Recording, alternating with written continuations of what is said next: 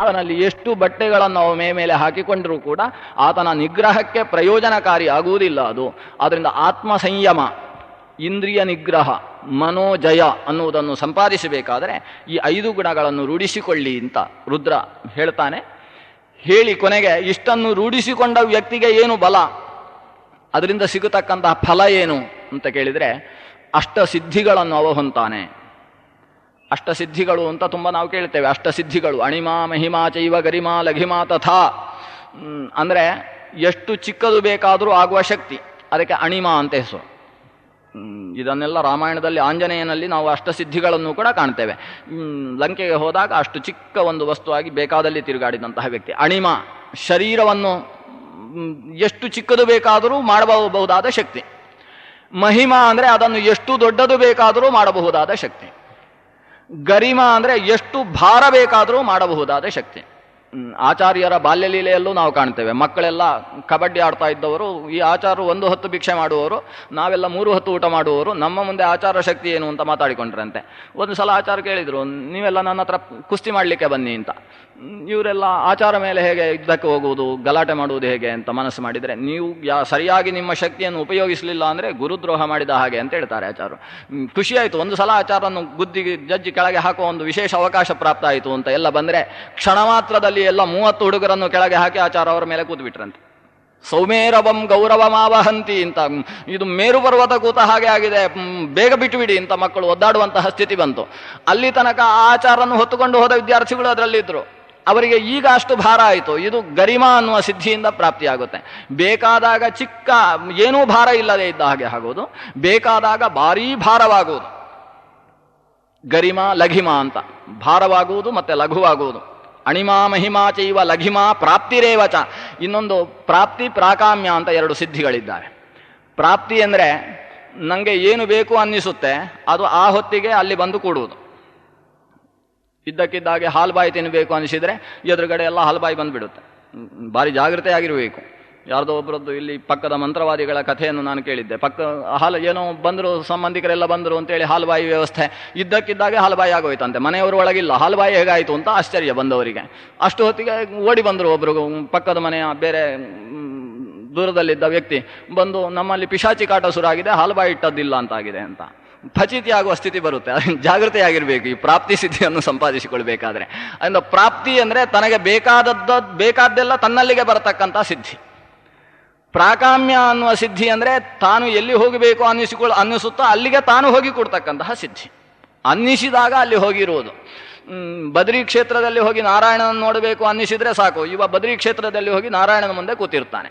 ತಿರುಪತಿಯಲ್ಲಿ ಶ್ರೀನಿವಾಸನ ನೋಡಬೇಕು ಅಂದರೆ ಸಾಕು, 30 ರೂಪಾಯಿಯ ಟಿಕೆಟು ಬೇಡ, ಇದ್ದಕ್ಕಿದ್ದ ಹಾಗೆ ಶ್ರೀನಿವಾಸನ ಮುಂದೆ ನಿಲ್ತಕ್ಕಂತಹ ಈ ಸಿದ್ಧಿ, ಇದಕ್ಕೆ ಪ್ರಾಕಾಮ್ಯ ಅಂತ ಹೆಸರು. ಮತ್ತು ಈಶಿತ್ವ ವಶಿತ್ವ ಅನ್ನುವ 2 ಸಿದ್ಧಿ. ಈಶಿತ್ವ ಅಂದರೆ ತಾನು ಹೇಳಿದ ಹಾಗೆ ಮತ್ತೊಬ್ಬರು ಬಗ್ಗುವ ಹಾಗೆ ತೇಜಸ್ಸನ್ನು ತೋರ್ಪಡಿಸುವುದು. ವಶಿತ್ವ ಅಂದರೆ ತನಗೆ ಬಗ್ಗದೇ ಇದ್ದವರು ಕೂಡ ಇವನ ಮುಖ ನೋಡಿದ ಕೂಡಲೇ ಬಗ್ಗುವುದು, ಇವನ ಆದೇಶಗಳಿಗೆ ಬಗ್ಗುವುದು ಒಂದು. ಈಗ ಭಗವಂತ ಹೇಳಿದರೆ ಸಾಕು, ನಾವೆಲ್ಲ ಬಗ್ಗೆ ಕೆಲಸ ಮಾಡ್ತೇವೆ. ಭಗವಂತನ ಆಜ್ಞೆ, ಶ್ರುತಿ ಸ್ಮೃತಿ ಹರೇ ರಾಜ್ಞೆ ಅಂತ, ಅವನ ಆಜ್ಞೆ ಅಂತ ನಡೆಸುವರು. ಹಿರಣ್ಯಕಶಿಪು ಹೇಳ್ತಾನೆ, ನಾನಿರುವಾಗ ಅವನೇನು ಆಜ್ಞೆ ಮಾಡುವುದು ಅಂತ. ಅಂಥವನನ್ನು ಬಗ್ಗಿಸುವುದಕ್ಕೆ ಈಶಿತ್ವ ಬೇಕು, ನಮ್ಮನ್ನು ಬಗ್ಗಿಸುವುದಕ್ಕೆ ವಶಿತ್ವ ಸಾಕು. ಹೀಗೆ ಈಶಿತ್ವ ವಶಿತ್ವ ಅಂತಕ್ಕಂತಹ ಸಿದ್ಧಿಗಳು, ಈ ಸಮಗ್ರ ಸಿದ್ಧಿ ಇದು ಈ ರೀತಿಯ ವರ್ತನೆಯಿಂದ ಸಾಧ್ಯವಾಗುತ್ತೆ ಅಂತ ರುದ್ರ ಹೇಳ್ತಾನೆ. ಈ 5 ರೀತಿಯ ಬಟ್ಟೆಯನ್ನು ಧರಿಸಿದಂತಹ ವ್ಯಕ್ತಿ ಅಣಿಮಾದಿ ಅಷ್ಟ ಸಿದ್ಧಿಗಳನ್ನು ಪಡಿತಾನೆ. ಕೊನೆಗೆ ಈಶಿತ್ವಂಚ ವಶಿತ್ವಂಚ ಕ್ಯಮರತ್ವಂಚ ತೇಗತಾಹ. ಆಮೇಲೆ ಅಮರರಾಗಿ ಹೋಗ್ತಾರೆ ಅವರು. ಮತ್ತೆ ಮರ ಅಂತ ಹೇಳುವ ಸ್ಥಿತಿಯೇ ಇಲ್ಲ. ಮತ್ತೊಮ್ಮೆ ಸಾವಿನ ಗತಿ ಇಲ್ಲ. ಈ ಹುಟ್ಟು ಸಾವು ಅನ್ನುವ ಸಂಕೋಲೆಯಿಂದ ಕಳಚಿಕೊಂಡು ಶಾಶ್ವತವಾದ ಪದವಿಯನ್ನು ಅವರು ಪಡಿತಾರೆ. ಆ ಪದವಿಯನ್ನು ಪಡೆಯುವುದಕ್ಕೋಸ್ಕರ ಇಂತಹ ಬಟ್ಟೆಯನ್ನು ಧರಿಸುವುದಕ್ಕೆ ಕಲಿರಿ ಅಂತ ಆ ಋಷಿಮುನಿಗಳು, ಮೊದಲೇ ಕಡಿಮೆ ಬಟ್ಟೆಯನ್ನು ಉಟ್ಟ ಋಷಿಮುನಿಗಳು ನಗ್ನತ್ವದ ಬಗ್ಗೆ ಪ್ರಶ್ನೆ ಮಾಡಿದಾಗ, ನಿಜವಾಗಿ ಧರಿಸಬೇಕಾದ ಬಟ್ಟೆ ಇದು, ಈ ಬಟ್ಟೆ ಇದ್ದ ಮೇಲೆ ಉಳಿದ ಬಟ್ಟೆಗಳು ಲೆಕ್ಕಕ್ಕಿಲ್ಲ, ಈ ಬಟ್ಟೆ ಬರುವಲ್ಲಿಯ ತನಕ ಉಳಿದ ಬಟ್ಟೆಗಳನ್ನು ಬಳಸಿ ಅಂತ ಅದರ ತಾತ್ಪರ್ಯ. ಇಷ್ಟು ನಗ್ನತ್ವದ ವಿಷಯವನ್ನು ನಿರೂಪಿಸಿ ರುದ್ರ ಹೊರಟು ಹೋದ. ಈ ಋಷಿಮುನಿಗಳೆಲ್ಲ ಆತನ ಉಪದೇಶಕ್ಕೆ ಅನುಗುಣವಾಗಿ ಆಮೇಲೆ ಮುಂದೆ ತಪಶ್ಚರ್ಯೆಯನ್ನು ಮುಂದುವರಿಸಿದ್ರು ಅನ್ನೋ ಒಂದು ಕಥೆ. ಇಷ್ಟು ರುದ್ರ ಮಾಹಾತ್ಮೆಯ ನಿರೂಪಣೆ ಬಂದ ಮೇಲೆ ಮತ್ತೆ ಪುನಃ ಬ್ರಹ್ಮಾಂಡದ ಒಳಗೆ ಪ್ರವೇಶ ಮಾಡಬೇಕು. ಬ್ರಹ್ಮಾಂಡದಲ್ಲಿ ನವಗ್ರಹಗಳನ್ನು ನಾವು ಅವತ್ತು ನೋಡಿದ್ವಿ. ಈ ನವಗ್ರಹಗಳ ಚಿಂತನೆ ಈಗ ಶುರುವಾಗುತ್ತೆ ಪುನಃ. ನವಗ್ರಹಗಳಲ್ಲಿ ವ್ಯತ್ಯಾಸ ಇದೆ. ಎಲ್ಲ ಗ್ರಹಗಳು ಒಂದೇ ರೀತಿಯಲ್ಲಿ ಸಂಚರಿಸುವುದಿಲ್ಲ. ಕೆಲವು ಗ್ರಹ ಬಹಳ ಬೇಗ ಬೇಗ ಸಂಚರಿಸುತ್ತೆ, ಕೆಲವು ಗ್ರಹ ಬಹಳ ನಿಧಾನವಾಗಿ ಸಂಚರಿಸುತ್ತೆ. ಇದಕ್ಕೆಲ್ಲ ಏನು ಕಾರಣ ಅಂತ ಶಿಷ್ಯ ಕೇಳ್ತಾನೆ. ಉತ್ತರ ಕೊಡಲಿಕ್ಕೆ ಶುರು ಮಾಡ್ತಾನೆ ವಾಯುದೇವ ಅಂತ. ಅಲ್ಲಿ ಗ್ರಹ, ಈಗ ಚಂದ್ರ ಒಂದು ರಾಶಿಯಿಂದ ಒಂದು ರಾಶಿಗೆ 2.25 ದಿವಸಗಳಲ್ಲಿ ಸಂಚರಿಸ್ತಾನೆ. ಚಂದ್ರಗ್ರಹ ಬಹಳ ಬೇಗ ಸಂಚರಿಸತಕ್ಕಂತಹ ಗ್ರಹ. ಅದೇ ಶನಿಗ್ರಹ 2.5 ವರ್ಷದಲ್ಲಿ ಸಂಚರಿಸ್ತಾನೆ. ಈ ಚಂದ್ರ 2.25 ದಿವಸದಲ್ಲಿ ಸಂಚರಿಸುವ ಭಾಗವನ್ನು ಶನೈಶ್ಚರ ಸಂಚರಿಸುವುದಕ್ಕೆ 2.5 ವರ್ಷ ಬೇಕಾಗುತ್ತೆ. ಇಷ್ಟು ಕಾಲದ ವ್ಯತ್ಯಾಸ ಬರ್ತದೆ. ಇದಕ್ಕೆಲ್ಲ ಏನು ಕಾರಣ ಅಂತ, ಯಾರು ಯಾರು ಸಂಚರಿಸುವಾಗ ಎಷ್ಟೆಷ್ಟು ಕಾಲದ ವ್ಯತ್ಯಾಸ ಆಗುವುದಕ್ಕೆ ಏನು ಕಾರಣ ಅಂತ ಅದಕ್ಕೆ ಉತ್ತರ ಹಿಂದೆ ಕೊಟ್ಟಾಗಿದೆ. ಈಗ ಅದನ್ನು ಸಮನ್ವಯ ಮಾಡುವ ಕೆಲಸವನ್ನು ಮಾಡ್ತಾನೆ. ಇಲ್ಲಿ ನೋಡಿ, ಮಧ್ಯದಲ್ಲಿ ಮೇರು ಇದೆ. ಮೇರುವಿಗೆ ಸೂರ್ಯಚಂದ್ರರು ಮತ್ತು ಗ್ರಹಚಕ್ರ, ನಕ್ಷತ್ರ ಎಲ್ಲವೂ ಕೂಡ ಸಂಚಾರ ಮಾಡ್ತಾ ಇದೆ, ಪ್ರದಕ್ಷಿಣೆ ಬರ್ತಾ ಇದೆ ಅನ್ನುವುದನ್ನು ನಾವು ಗಮನಿಸಿದ್ದೇವೆ. ಇದರಲ್ಲಿ ಹೇಗೆ ಅದು ಸಂಚಾರ ಮಾಡ್ತಾ ಇದೆ? ಮೊದಲು ಸೂರ್ಯ ಸಂಚರಿಸ್ತಾ ಇದ್ದಾನೆ, ಅವನಿಗಿಂತ ಮೇಲೆ ಚಂದ್ರ, ಹೀಗೊಂದು ಕ್ರಮ ಇದೆ. ಸೂರ್ಯನಿಗಿಂತ ಮೇಲೆ ಚಂದ್ರ ಸಂಚರಿಸ್ತಾ ಇದ್ದಾನೆ, ಆ ಚಂದ್ರನಿಗಿಂತ ಮೇಲೆ ನಕ್ಷತ್ರ ಮಂಡಲ ಇದೆ. ಈ ನಕ್ಷತ್ರ ಮಂಡಲ ಎಲ್ಲಿದೆ ಅನ್ನುವುದರ ಮೇಲೆ ಗ್ರಹಗಳು ಬೇಗ ಸಂಚರಿಸ್ತಾವೋ ನಿಧಾನಕ್ಕೆ ಸಂಚರಿಸ್ತಾವೋ ಅನ್ನುವುದರ ತೀರ್ಮಾನ ಆಗ್ತದೆ. ವಿಜ್ಞಾನವನ್ನು ಕೇಳಿದವರಿಗೆ ಇದು ಅರ್ಥ ಆಗಲಿಕ್ಕಿಲ್ಲ. ಸ್ವಲ್ಪ ಪೂರ್ತಿ ಕೇಳಿದ ಮೇಲೆ ಹೀಗೂ ಆಗಬಹುದಲ್ಲ ಅಂತ ಅನ್ನಿಸಬಹುದು ಅಷ್ಟೇ. ಈಗ ಇಲ್ಲಿ ಸೂರ್ಯನ ಮೇಲೆ ಚಂದ್ರ ಅಂದರೆ ಏನು ಇವರು ಅಬದ್ಧವಾಗಿ ಹೇಳ್ತಾರೆ, ಚಂದ್ರ ಕೆಳಗಿರುವುದಲ್ವೇ ಅಂತ ಶುರು ಮಾಡ್ತಾರೆ ವಿಜ್ಞಾನಿಗಳು. ಈಗ ಇವರ ಚಿಂತನೆ ಹೇಗಿದೆ ಅಂತ ಗಮನಿಸಿ. ಚಂದ್ರ ಇಡೀ ಮೇರುವಿನ ಒಂದು ಮಧ್ಯಭಾಗದಲ್ಲಿ ಸೂರ್ಯ ಸಂಚರಿಸ್ತಾ ಇದ್ದಾನೆ.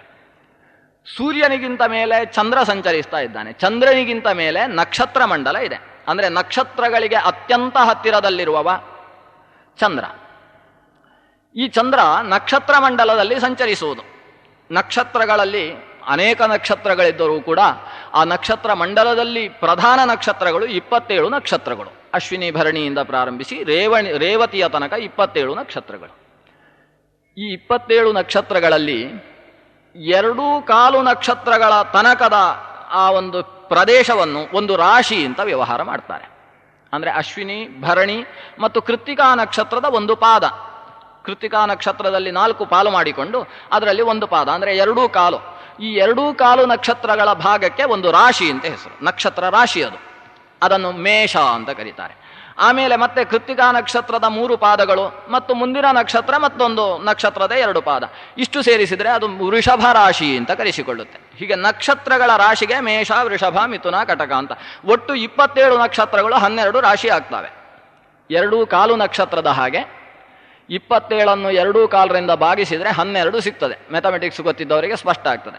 ಅಂತೂ 27 ನಕ್ಷತ್ರಗಳಲ್ಲಿ 12 ರಾಶಿಗಳ ವಿಭಾಗ ಆಯಿತು. ಈ 12 ರಾಶಿಗಳಲ್ಲಿ ಸೂರ್ಯನೂ ಸಂಚರಿಸ್ತಾನೆ, ಅದರ ಮೇಲೆ ಇರುವ ಚಂದ್ರನೂ ಸಂಚರಿಸ್ತಾನೆ, ಆ ನಕ್ಷತ್ರ ಚಕ್ರಕ್ಕಿಂತ ಮೇಲೆ ಇರತಕ್ಕಂತಹ ಬುಧ, ಶುಕ್ರ ಇವರೆಲ್ಲ ಸಂಚರಿಸ್ತಾ ಇದ್ದಾರೆ. ಆದರೆ ಕಾಲ ಮಾತ್ರ ವ್ಯತ್ಯಾಸ ಆಗ್ತದೆ. ಅವರು ಸಂಚರಿಸುವ ಕಾಲ ವ್ಯತ್ಯಾಸ. ಒಂದು ರಾಶಿಯಿಂದ ಒಂದು ರಾಶಿಗೆ ಬರಲಿಕ್ಕೆ ಚಂದ್ರ 2.25 ದಿವಸದಲ್ಲಿ ಬರ್ತಾನೆ. ಅಂದರೆ ಒಂದು ದಿವಸ ಒಂದು ನಕ್ಷತ್ರದಲ್ಲಿ, ಮರುದಿವಸ ಮತ್ತೊಂದು ನಕ್ಷತ್ರದಲ್ಲಿ, ಮರುದಿವಸ ಕಾಲು ಭಾಗವನ್ನು ಕಾಲು ದಿವಸದಲ್ಲಿ ಸಂಚರಿಸ್ತಾನೆ. ಒಟ್ಟು 2.25 ನಕ್ಷತ್ರವನ್ನು ಸಂಚರಿಸುವುದಕ್ಕೆ ಚಂದ್ರನಿಗೆ 2.25 ದಿವಸ ಸಾಕಾಗ್ತದೆ. ಆದರೆ ಸೂರ್ಯನಿಗೆ ಸರಿಯಾಗಿ 30 ದಿವಸಗಳು ಬೇಕಾಗ್ತವೆ. ಸೂರ್ಯ 2.25 ನಕ್ಷತ್ರಗಳನ್ನು ಸಂಚರಿಸುವುದಕ್ಕೆ 30 ಅಥವಾ 30 ದಿವಸ, ಕೆಲವು ಸಲ 28 ದಿವಸ, ಕೆಲವೊಂದು ಸಲ 32 ದಿವಸ, ಒಟ್ಟು 30ರಿಂದ 32 ದಿವಸಗಳ ತನಕ ಅದಂತೆಗೊಳ್ತಾನೆ. 1 ತಿಂಗಳು ಬೇಕಾಗುತ್ತೆ. ಯಾಕೆ ಈ ವ್ಯತ್ಯಾಸ ಆಯಿತು ಅಂತ ಕೇಳಿದರೆ, ನಕ್ಷತ್ರಗಳ ಸನಿಹದಲ್ಲಿ ಚಂದ್ರ ಇರುವುದರಿಂದ ಚಂದ್ರ ನಕ್ಷತ್ರಗಳಲ್ಲಿ ಶೀಘ್ರ ಸಂಚರಿಸಿದ ಹಾಗೆ ನಮಗೆ ಕಾಣಿಸುತ್ತೆ, ನಮ್ಮ ಬೋಧಕ್ಕೆ ಹಾಗೆ ಬರುತ್ತೆ. ಸೂರ್ಯ ನಕ್ಷತ್ರಗಳಿಗಿಂತ ಸ್ವಲ್ಪ ಕೆಳಗೆ, ಚಂದ್ರನಿಗಿಂತಲೂ ಕೆಳಗೆ 10,000 ಯೋಜನದಷ್ಟು ಕೆಳಗೆ ಇರುವುದರಿಂದ ಆ ದೂರದ ವ್ಯತ್ಯಾಸದಿಂದಾಗಿ ಸುಮಾರು 2.25 ದಿವಸ ಅನ್ನುವುದೇ ಸೂರ್ಯನಿಗೆ 30 ದಿವಸಗಳ ತನಕ ವ್ಯತ್ಯಾಸ ಆಗಿ ಹೋಗುತ್ತೆ. ಇದು ಇನ್ನು ನೋಡಿ, ಸ್ವಲ್ಪ ಇನ್ನು ಮುಂದಕ್ಕೆ ಹೋಗೋಣ. ಇದೇ ನಕ್ಷತ್ರ ಚಕ್ರದ ಮೇಲೆ ಬುಧ ಇದ್ದಾನೆ, ಬುಧನ ಅತ್ಯಂತ ಹತ್ತಿರದಲ್ಲಿ ಶುಕ್ರ ಇದ್ದಾನೆ. ಈ ಬುಧ ಮತ್ತು ಶುಕ್ರ ನಕ್ಷತ್ರ ಚಕ್ರದಲ್ಲಿ ಸಂಚರಿಸುವುದಕ್ಕೆ, ಅಂದರೆ ಒಂದು ರಾಶಿಯಿಂದ ಮತ್ತೊಂದು ರಾಶಿಗೆ ಹೋಗುವುದಕ್ಕೆ ಸರಿಯಾಗಿ 1 ತಿಂಗಳು ಬೇಕಾಗುತ್ತೆ. ಅಂದರೆ ರವಿ, ಶುಕ್ರ, ಬುಧ ಈ 3 ಗ್ರಹಗಳು ಸಂಚರಿಸುವುದಕ್ಕೆ 1 ತಿಂಗಳು ಬೇಕು. ಕಾರಣ ಏನು ಅಂದರೆ ಆ 3 ಗ್ರಹಗಳು ಕೂಡ ನಕ್ಷತ್ರ ಚಕ್ರದಿಂದ ಒಂದೇ ರೀತಿಯ ದೂರದಲ್ಲಿದ್ದಾವೆ. ಎಷ್ಟು ದೂರದಲ್ಲಿ ರವಿ ಕೆಳಗಿದ್ದಾನೋ ಅಷ್ಟೇ ದೂರದಲ್ಲಿ ಬುಧ ಮೇಲಿದ್ದಾನೆ, ಬುಧನ ಸನಿಹದಲ್ಲಿ ಶುಕ್ರ ಇದ್ದಾನೆ. ಶುಕ್ರನಿಗೂ ಬುಧನಿಗೂ 1 ದಿವಸದ ವ್ಯತ್ಯಾಸ ಬರುತ್ತೆ. ಶುಕ್ರನಿಗಿಂತ ಮೇಲೆ ಮತ್ತೆ ಬೃಹಸ್ಪತಿ ಗ್ರಹ ಇದ್ದಾನೆ, ಗುರುಗ್ರಹ. ಎಷ್ಟು ಮೇಲೆ ಇದ್ದಾನೆ ಅಂದರೆ ಅವನು ಒಂದು ರಾಶಿಯಿಂದ ಮತ್ತೊಂದು ರಾಶಿಗೆ ಹೋಗುವುದಕ್ಕೆ 1 ವರ್ಷ ಬೇಕಾಗುತ್ತೆ. ಅಲ್ಲಿಯ ತನಕ ಶುಕ್ರನಿಗೆ 1 ತಿಂಗಳಲ್ಲಿ ರಾಶಿಯನ್ನು ವ್ಯತ್ಯಾಸ ಮಾಡಿದರೆ ಗುರು 1 ವರ್ಷದಲ್ಲಿ 1 ತಿಂಗಳಲ್ಲಿ ವ್ಯತ್ಯಾಸ ಮಾಡ್ತಾನೆ ಶುಕ್ರ. ಆದರೆ ಗುರು 1 ವರ್ಷ ಬೇಕಾಗ್ತದೆ. 12 ತಿಂಗಳುಗಳಲ್ಲಿ ಒಂದು ರಾಶಿಯಿಂದ ಒಂದು ರಾಶಿಗೆ ಸಂಚರಿಸ್ತಾನೆ. ಇನ್ನು ಗುರುವಿಗಿಂತಲೂ ಮೇಲೆ ಹೋದರೆ ಅಲ್ಲಿ ಕಾಣಿಸುವವ ಶನೈಶ್ಚರ, ಅಂದರೆ ಎಲ್ಲದರ ಮೇಲೆ ಇರುವವ ಶನಿ. ಆ ಶನಿ ಸಂಚರಿಸಬೇಕಾದ್ರೆ ಎಷ್ಟು ಎತ್ತರದಲ್ಲಿದ್ದಾನೆ ಅಂದರೆ 1 ವರ್ಷ ಅಲ್ಲ, 2 ವರ್ಷ ಅಲ್ಲ, 2.5 ವರ್ಷ ಬೇಕು. 30 ತಿಂಗಳು ಮೇಷದಲ್ಲಿ ಬಂದು ಶನಿ ನಿಂತಿದ್ದಾನೆ ಅಂದರೆ ಅವ ವೃಷಭಕ್ಕೆ ಹೋಗೋದು ಎಲ್ಲಿ ಅಂದರೆ ಮೇಷದಲ್ಲಿ 2.5 ವರ್ಷ ಸಂಚಾರ ಮಾಡಿ ಆಮೇಲೆ ವೃಷಭಕ್ಕೆ ಹೋಗ್ತಾನೆ. ಎಲ್ರಿಗೂ ಗೊತ್ತಿರುತ್ತೆ ಇದು. ಶನಿ ನಿಧಾನಕ್ಕೆ ಹೋಗೋದು ಅಂತ ಎಲ್ರಿಗೂ ಗೊತ್ತುಂಟು. ಯಾಕಂದರೆ 7.5 ಶನಿ 7.5 ಅಂತ ಹೇಳಿ ಎಲ್ಲಿಗೂ ಅಭ್ಯಾಸ ಉಂಟು. 7.5 ಯಾಕೆ ಬಂತು ಅಂದರೆ ಅದು ಒಂದು ರಾಶಿ.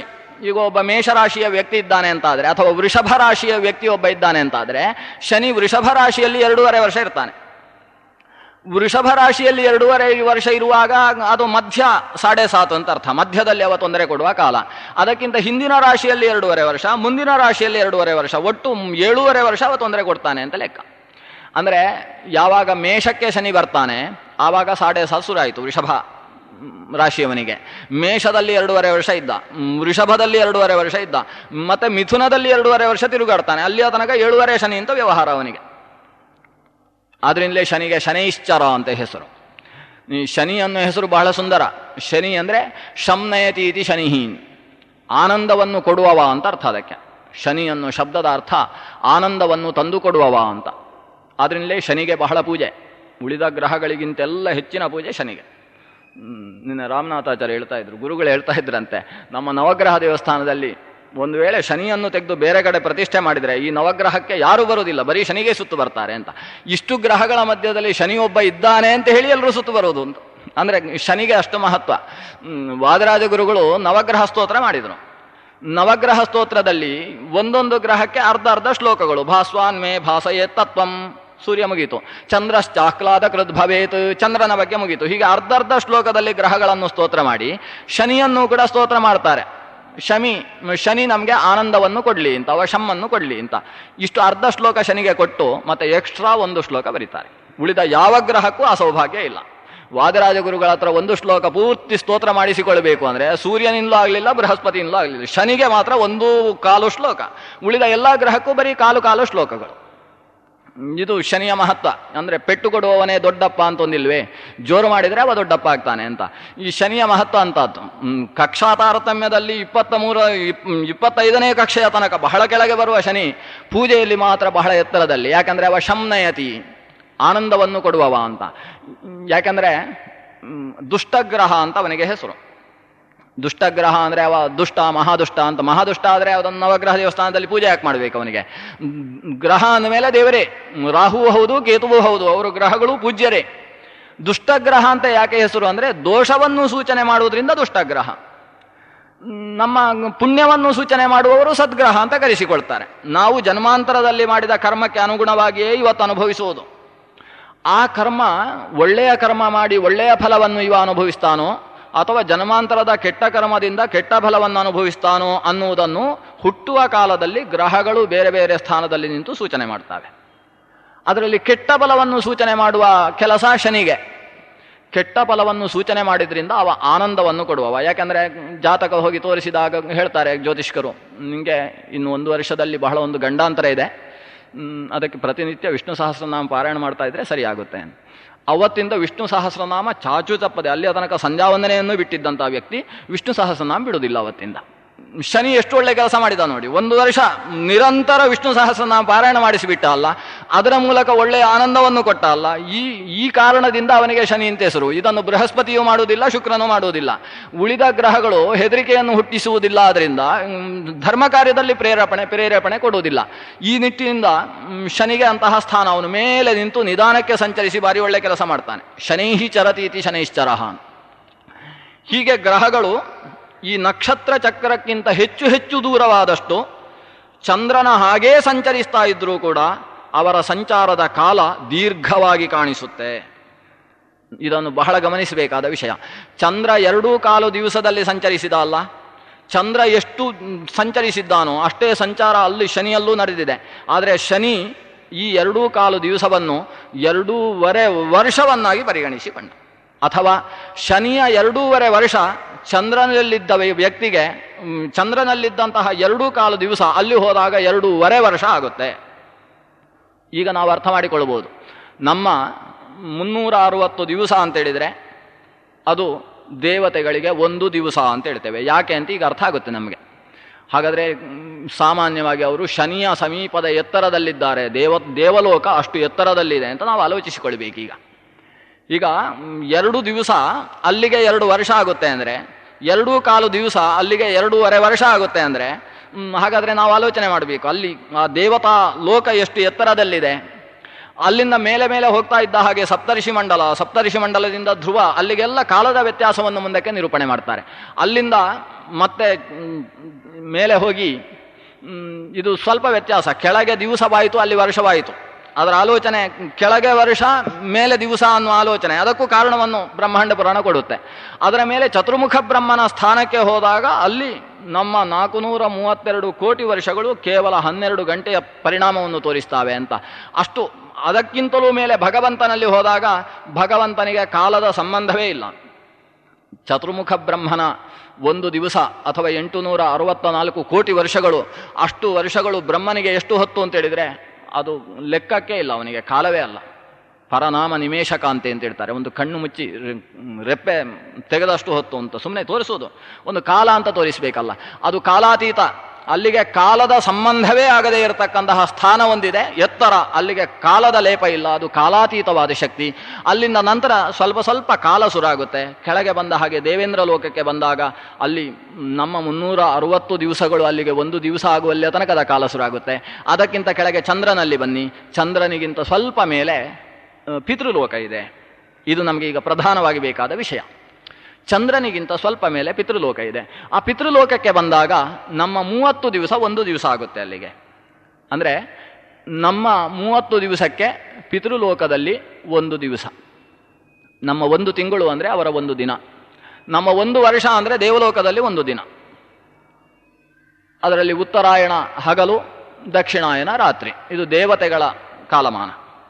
ಪಿತೃದೇವತೆಗಳ ಕಾಲಮಾನ ಹೇಗೆ ಅಂದರೆ, ನಮ್ಮ ಕೃಷ್ಣ ಪಕ್ಷ ಅವರಿಗೆ ಹಗಲು, ನಮ್ಮ ಶುಕ್ಲ ಪಕ್ಷ ಅವರಿಗೆ ರಾತ್ರಿ.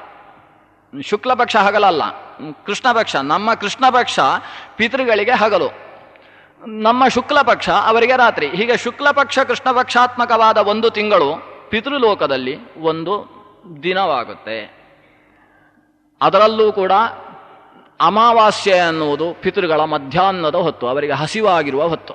ಆದ್ದರಿಂದ ಅಮಾವಾಸ್ಯೆಯ ದಿವಸ ಪಿತೃಗಳಿಗೆ ವಿಶೇಷವಾಗಿ ತರ್ಪಣ ಶ್ರಾದ್ದಾದಿಗಳನ್ನು ಆಚರಿಸಬೇಕು ಅನ್ನುವ ವಿಧಿಯೆಲ್ಲ ಇಲ್ಲಿ ಬಂದಿದೆ. ಯಾಕೆ ಅಮಾವಾಸ್ಯೆ ಮಧ್ಯಾಹ್ನ ಆಗುತ್ತೆ ಅಂದರೆ ನೋಡಿ ಇಷ್ಟೇ. ಅದು ಈಗ ಚಂದ್ರನ ಮೇಲೆ ಪಿತೃಲೋಕ ಇದೆ, ಚಂದ್ರನಿಗಿಂತ ಕೆಳಗೆ ಸೂರ್ಯ ಸಂಚರಿಸ್ತಾ ಇದ್ದಾನೆ. ಈ ಪಿತೃಲೋಕಕ್ಕೆ ಚಂದ್ರ ಅಡ್ಡ ಆಗೋದ್ರಿಂದ ಸೂರ್ಯನ ಬೆಳಕು ಬೀಳುವುದು ಬಹಳ ಅಪರೂಪ.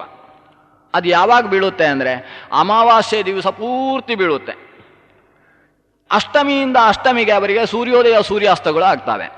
ಕೃಷ್ಣ ಪಕ್ಷದ ಅಷ್ಟಮಿ ಸೂರ್ಯೋದಯ ಆಗುತ್ತೆ, ಕೃಷ್ಣ ಪಕ್ಷದ ನವಮಿ ಸುಮಾರು 7 ಗಂಟೆ ಆಗುತ್ತೆ, ದಶಮಿ 8 ಗಂಟೆ ಆಗುತ್ತೆ. ಹೀಗೆ ಆಗಿ ಅಮಾವಾಸ್ಯೆಗೆ ಬಂದಾಗ ಮಧ್ಯಾಹ್ನದ ಹೊತ್ತಾಗುತ್ತೆ.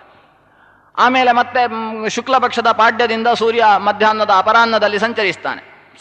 ಸಂಚರಿಸಿ ಶುಕ್ಲ ಪಕ್ಷದ ಅಷ್ಟಮಿಯ ಹೊತ್ತಿಗೆ ಸೂರ್ಯಾಸ್ತ ಆಗಿ ಹೋಗುತ್ತೆ. ಹುಣ್ಣಿಮೆಯ ದಿವಸ ಅವರಿಗೆ ಮಧ್ಯರಾತ್ರಿ ಪಿತೃಗಳಿಗೆ. ಹೀಗೆ ಅಮಾವಾಸ್ಯ ಅನ್ನೋದು ಪಿತೃಗಳಿಗೆ ಸಂಬಂಧಿಸಿದ ಮಧ್ಯಾಹ್ನದ ಹೊತ್ತು.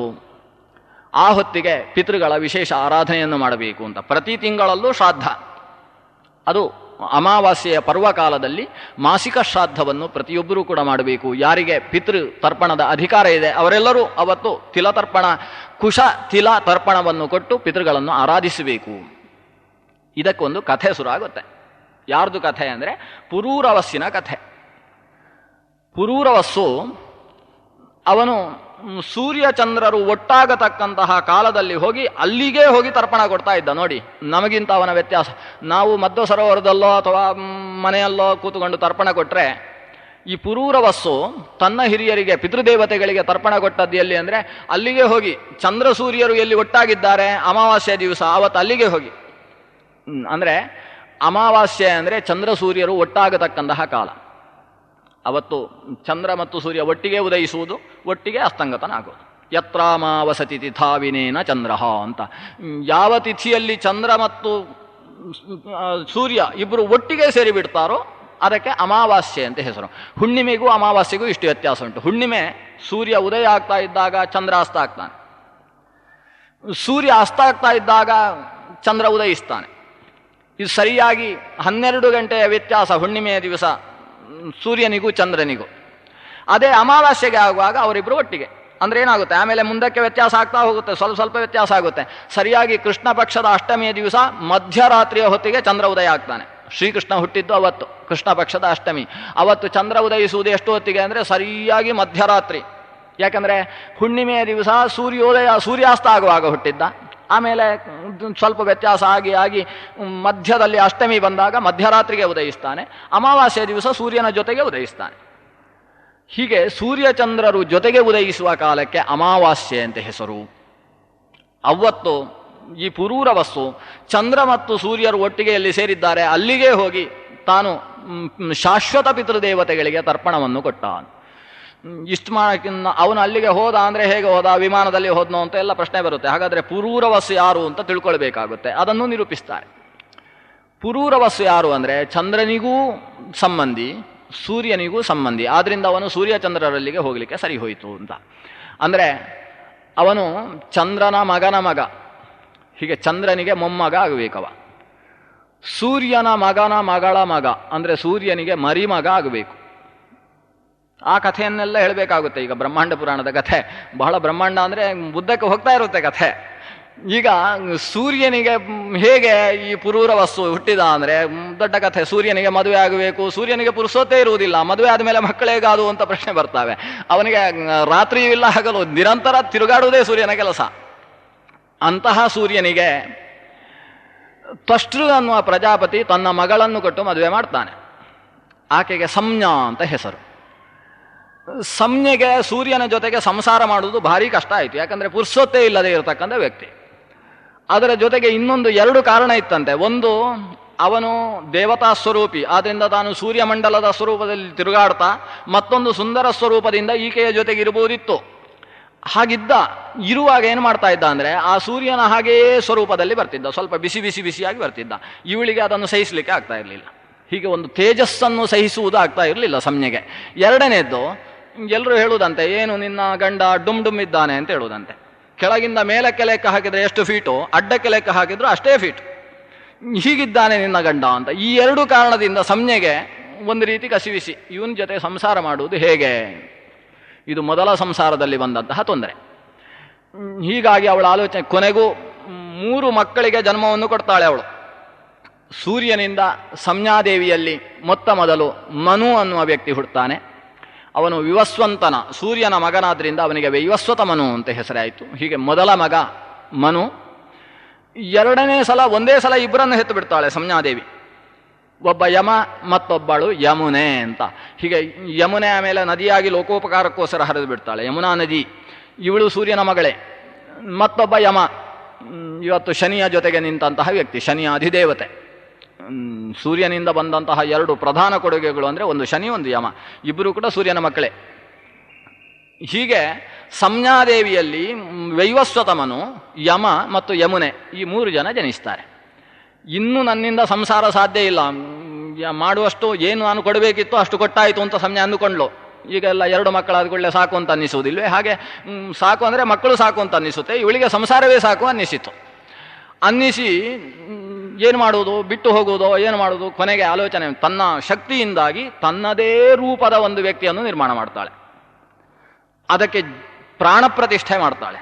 ಪ್ರಾಣ ಪ್ರತಿಷ್ಠೆ ಮಾಡಿ ತನ್ನ ಛಾಯಾರೂಪವನ್ನು ನಿರ್ಮಾಣ ಮಾಡಿ ಅದಕ್ಕೆ ಹೇಳ್ತಾಳೆ, ನೀನು ನನ್ನ ಹಾಗೇ ಸಂಸಾರ ಮಾಡಬೇಕು, ಗಂಡನನ್ನು ಚೆನ್ನಾಗಿ ನೋಡಿಕೊಳ್ಳಬೇಕು, ನನ್ನ ಈ ಗುಟ್ಟು ವಿಷಯವನ್ನು ಮಾತ್ರ ಹೇಳಲೇಬಾರದು ಅಂತ ಆದೇಶ ಕೊಟ್ಟು ಹೊರಟು ಬಿಡ್ತಾಳೆ. ನಾನು ಹೊರಟಿದ್ದೇನೆ, ಇದು ಛಾಯಾರೂಪ ಅಂತ ಮಾತ್ರ ಸೂರ್ಯನಿಗೆ ಹೇಳಬಾರ್ದು ಅಂತ. ಸರ್ವಸಾಕ್ಷಿಯಾದ ಸೂರ್ಯನಿಗೂ ಕೂಡ ಕಣ್ಣು ಕಟ್ಟಾಗೋಯಿತು. ನಂದೇ ಹೆಂಡತಿ, ಏನೂ ವ್ಯತ್ಯಾಸ ಇಲ್ಲ ಅಂತ ಅಂದುಕೊಂಡು ಜೀವನ ಮಾಡ್ತಾ ಇದ್ದ. ಜೀವನದಲ್ಲಿ ಮತ್ತೆ ಪುನಃ 3 ಮಕ್ಕಳ ತಂದೆ ಆಗ್ತಾನೆ ಅವನು. ಅದರಲ್ಲಿ ಮತ್ತೊಂದು ಮಗು ಹುಟ್ಟುತ್ತೆ. ಅವನು ಈ ವೈವಸ್ವತ ಮನು ಮೊದಲಿನ ಮನುವಿನ ಹಾಗೆ ಥೇಟ್ ವ್ಯತ್ಯಾಸವೇ ಇಲ್ಲ, ಬಣ್ಣ ಎಲ್ಲ ಅದೇ ರೀತಿ ಉಂಟು. ಆದ್ದರಿಂದ ಅವನಿಗೂ ಮನು ಅಂತಲೇ ಹೆಸರಿಟ್ರು. ಆದರೆ ಮನುವಿಗೆ ಸವರ್ಣನಾಗಿದ್ದರಿಂದ ಮನು ಸಾವರ್ಣಿ ಅಂತ ಹೆಸರಿಟ್ರು. ಹೀಗೆ ಸಾವರ್ಣಿ ಮನು ಹುಟ್ಟಿದ ಮೊದಲನೆಯ ಮಗನಾಗಿ. ಎರಡನೆಯದಾಗಿ ಮತ್ತೆ ಶನೈಶ್ಚರ ಹುಟ್ಟಿದ, ಶನಿಗ್ರಹ ಹುಟ್ಟಿದ. 2 ಮಕ್ಕಳಾದವು. ಇಷ್ಟಾದಾಗ ಇವಳು ಮನೆಯಲ್ಲಿ ಸಂಸಾರ ಸ್ವಲ್ಪ ಫಚೀತಿ ಆಗುವುದಕ್ಕೆ ಶುರುವಾಯಿತು. ಯಾಕಂದರೆ ಇವಳು ಚಪಾತಿ ಮಾಡಿದರೆ 10 ಚಪಾತಿ ಮಾಡಿತ್ತು ಅಂತಾದರೆ ಈ ಯಮನಿಗೆ 1 ಚಪಾತಿ ಹಾಕೋದು, ಶನೈಶ್ಚರನಿಗೆ 4 ಚಪಾತಿ ಹಾಕೋದು, ಹೀಗೆ ಮಾಡಲಿಕ್ಕೆ ಶುರು ಮಾಡಿದ್ಲು. ಪಾರ್ಶಾಲಿಟಿ ಶುರು ಆಯಿತು. ಮಲತಾಯಿಯ ಮಗ ಅನ್ನೋ ಧೋರಣೆ ಶುರು ಆಯಿತು. ಯಮ ಸಹಿಸುವುದಿಲ್ಲ. ಯಮ ಹೇಗೆ ಅಂದರೆ ಎಲ್ರಿಗೂ ಒಂದೇ ರೀತಿ ನೋಡ್ಕೊಳ್ಬೇಕು. ಅದು ಸಂಸಾರದಲ್ಲೇ ಆಗಲಿ, ಅಪರಾಧ ಮಾಡಬಾರ್ದು. ಅಪರಾಧಿಗಳನ್ನು ಶಿಕ್ಷೆ ಮಾಡುವುದು ಅವನ ಜಾಯಮಾನ. ಯಮನಿಗೆ ಸಿಟ್ಟು ಬಂತು. ಏನಮ್ಮ ನೀನು, ನಾನು ನಿನ್ನ ಗರ್ಭದಲ್ಲಿ ಜನಿಸಿದವರು, ಅವನಿಗೆ ಹಾಗೆ ಮಾಡ್ತೀನಿ, ನಂಗೆ ಹೀಗೆ ಮಾಡ್ತೀನಿ, ಏನು ಕಥೆ ಅಂತ ಯಮ ಕೇಳಿಯೇ ಬಿಟ್ಟ. ತಾಯಿ ಕಣ್ಣು ಕೆಂಪು ಮಾಡಿಕೊಂಡು ನೋಡಿಬಿಟ್ಲು. ಇವ ಕಾಲು ಎತ್ತಿಬಿಟ್ಟ ಅಂತೆ, ಅಮ್ಮ ಒದ್ದು ಬಿಡ್ತೇನೆ ನಿನ್ನನ್ನು ಅಂತ. ಅಮ್ಮ ಅಂತಿಲ್ಲ, ಯಾರು ಅಂತಿಲ್ಲ, ತಪ್ಪು ಮಾಡಿದವರನ್ನು ಶಿಕ್ಷಿಸುವ ಸ್ವಭಾವ ಯಮನದ್ದು. ಆಕೆ ಶಾಪ ಕೊಡ್ತಾಳೆ, ಕಾಲು ಬಿದ್ದು ಹೋಗಲಿ ಅಂತ. ಸೂರ್ಯನ ಪ್ರಭಾವದಿಂದ ಕಾಲು ಉಳಿಯುತ್ತೆ ಯಮನದ್ದು. ಅಂತೂ ಸೂರ್ಯನಿಗೆ ಸಂಶಯ ಶುರುವಾಯಿತು. ಏನು ಕಥೆ, ಶನೈಶ್ಚರನೂ ನಿನ್ನ ಗರ್ಭದಲ್ಲಿ ಜನಿಸಿದವ, ಯಮನೂ ಗರ್ಭದಲ್ಲಿ ಜನಿಸಿದವ, ಈ ಪಾರ್ಶಿಯಾಲಿಟಿ ಯಾಕೆ, ತಾರತಮ್ಯ ಯಾಕೆ ತೋರಿಸ್ತಾ ಇದ್ದೀನಿ? ಕೂದಲು ಹಿಡಿದಾಗ ಉತ್ತರ ಹೇಳಿದ್ಲು, ಹೀಗೀಗಾಗಿದೆ, ನಾನು ಬೇರೆ, ಆ ಅಮ್ಮ ಬೇರೆ, ಅವಳು ಹೋಗಿದ್ದಾಳೆ. ಸೂರ್ಯ ಹುಡುಕಿಕೊಂಡು ಹೋದ ತೀರಾ ತನ್ನ ಮನೆಯವಳ ಮನೆಗೆ, ಅಂದರೆ ಮಾವನ ಮನೆಗೆ ಹೋದ. ತ್ವಷ್ಟೃ ಪ್ರಜಾಪತಿ ಏನು ಮಾಡಿದ್ದ ಅಂದರೆ, ಅಲ್ಲಿಗೆ ಬಂದವಳನ್ನು ಗಂಡನ ಹತ್ರ ಕೇಳಿ ಬಂದಿದ್ಯೋ ಅಂತ ಕೇಳಿದ. ಇಲ್ಲ, ಹಾಗಾದರೆ ಮನೆಯಲ್ಲಿ ಜಾಗ ಇಲ್ಲ ಅಂತ ಬಿಟ್ಟು. ಹೀಗಾಗಿ ಅವಳು ಕುರುಕ್ಷೇತ್ರ, ಯಾವುದು ಕುರುಜಾಂಗಲ, ನಮ್ಮ ಸಪ್ತದ್ವೀಪದಲ್ಲಿ ಕೊನೆಯ ದ್ವೀಪವಾದ ಕುರುದ್ವೀಪದಲ್ಲಿ ದೇವತೆಗಳ ಅನುಮತಿಯ ಮೇರೆಗೆ ಒಂದು ಕುದುರೆಯ ಸ್ವರೂಪದಲ್ಲಿ ತಪಶ್ಚರ್ಯೆಯನ್ನು ಮಾಡಿಕೊಂಡು ನಿಂತಿದ್ದಂತೆ. ಇವನು ಕೂಡ ಕುದುರೆಯ ಸ್ವರೂಪದಲ್ಲಿ ಅಲ್ಲಿ ಹೋಗ್ತಾನೆ. ಆ ಕುದುರೆ, ಗಂಡು ಕುದುರೆಗೆ ಮತ್ತು ಹೆಣ್ಣು ಕುದುರೆಗೆ ಒಂದು ಮಗು ಆಗುತ್ತೆ. ಮಗು ಅಂದರೆ ಒಟ್ಟಿಗೆ 2 ಹುಟ್ಟಿಬಿಡುತ್ತೆ. ಅದು ಅಶ್ವದಿಂದ ಹುಟ್ಟಿದ್ದಾದ್ರಿಂದ ಅಶ್ವಿನಿ ದೇವತೆಗಳು ಅಂತ ಅವರಿಗೆ ಹೆಸರು. ಒಬ್ಬ ದಸ್ರ ಮತ್ತೊಬ್ಬ ನಾಸತ್ಯ. ಹೀಗೆ ದಸ್ರ ನಾಸತ್ಯ ಅನ್ನಿಸುವ 2 ಅವಳಿ ಜವಳಿ ಮಕ್ಕಳು ದೇವಲೋಕದ ವೈದ್ಯರು ಅಶ್ವಿನಿಯರ ಜನನ ಆಗುತ್ತೆ. ಹೀಗೆ ಸೂರ್ಯನಿಗೆ ಒಟ್ಟು 7 ಜನ ಮಕ್ಕಳಾದರು. ಸಂಜ್ಞಾದೇವಿಯಲ್ಲಿ ಮೊದಲ ಬಾರಿಗೆ ವೈವಸ್ವತಮನು, ಯಮ ಮತ್ತು ಯಮುನೆ. ಆಮೇಲೆ ಸಂಜ್ಞೆಯ ಛಾಯೆ ಎನಿಸಿದಂತಹ ಛಾಯಾದೇವಿಯಲ್ಲಿ 2 ಮಕ್ಕಳು, ಒಂದು ಸಾವರ್ಣಿಮನು ಮತ್ತೊಬ್ಬ ಶನೈಶ್ಚರ. ಮತ್ತು ಅಶ್ವಸ್ವರೂಪದಲ್ಲಿ ಸಂಜ್ಞಾದೇವಿಯಲ್ಲಿ ಜನಿಸಿದಂತಹ ಮತ್ತೆ 2 ಮಕ್ಕಳು ಅಶ್ವಿನಿ ದೇವತೆಗಳು. ಹೀಗೆ 7 ಜನ ಮಕ್ಕಳು. ಅದರಲ್ಲಿ ಮೊದಲನೆಯವ ವೈವಸ್ವತ ಮನು. ಆ ವೈವಸ್ವತ ಮನುವಿಗೆ ಇಳ ಅಂತ ಒಬ್ಬಳು ಮಗಳು. ಅದು ಕೂಡ ಬಹಳ ದೊಡ್ಡ ಕಥೆ ಉಂಟು. ಇಲ್ಲಿ ಆ ಕಥೆ ಬರಲಿಲ್ಲ, ಅದರಿಂದ ಹೇಳುವುದಿಲ್ಲ ನಾನು. ಅವನಿಗೆ ಒಂದು ವಸಿಷ್ಠ ಯಾಗ ಮಾಡಿಸಿದ. ಯಾಗದಲ್ಲಿ ಗಂಡು ಮಗು ಆಗಬೇಕು ಅಂತ ಯಾಗ ಮಾಡಿದ್ದು, ಆದರೆ ಹೆಣ್ಣು ಮಗು ಹುಟ್ಟಿ ಹೋಯಿತು.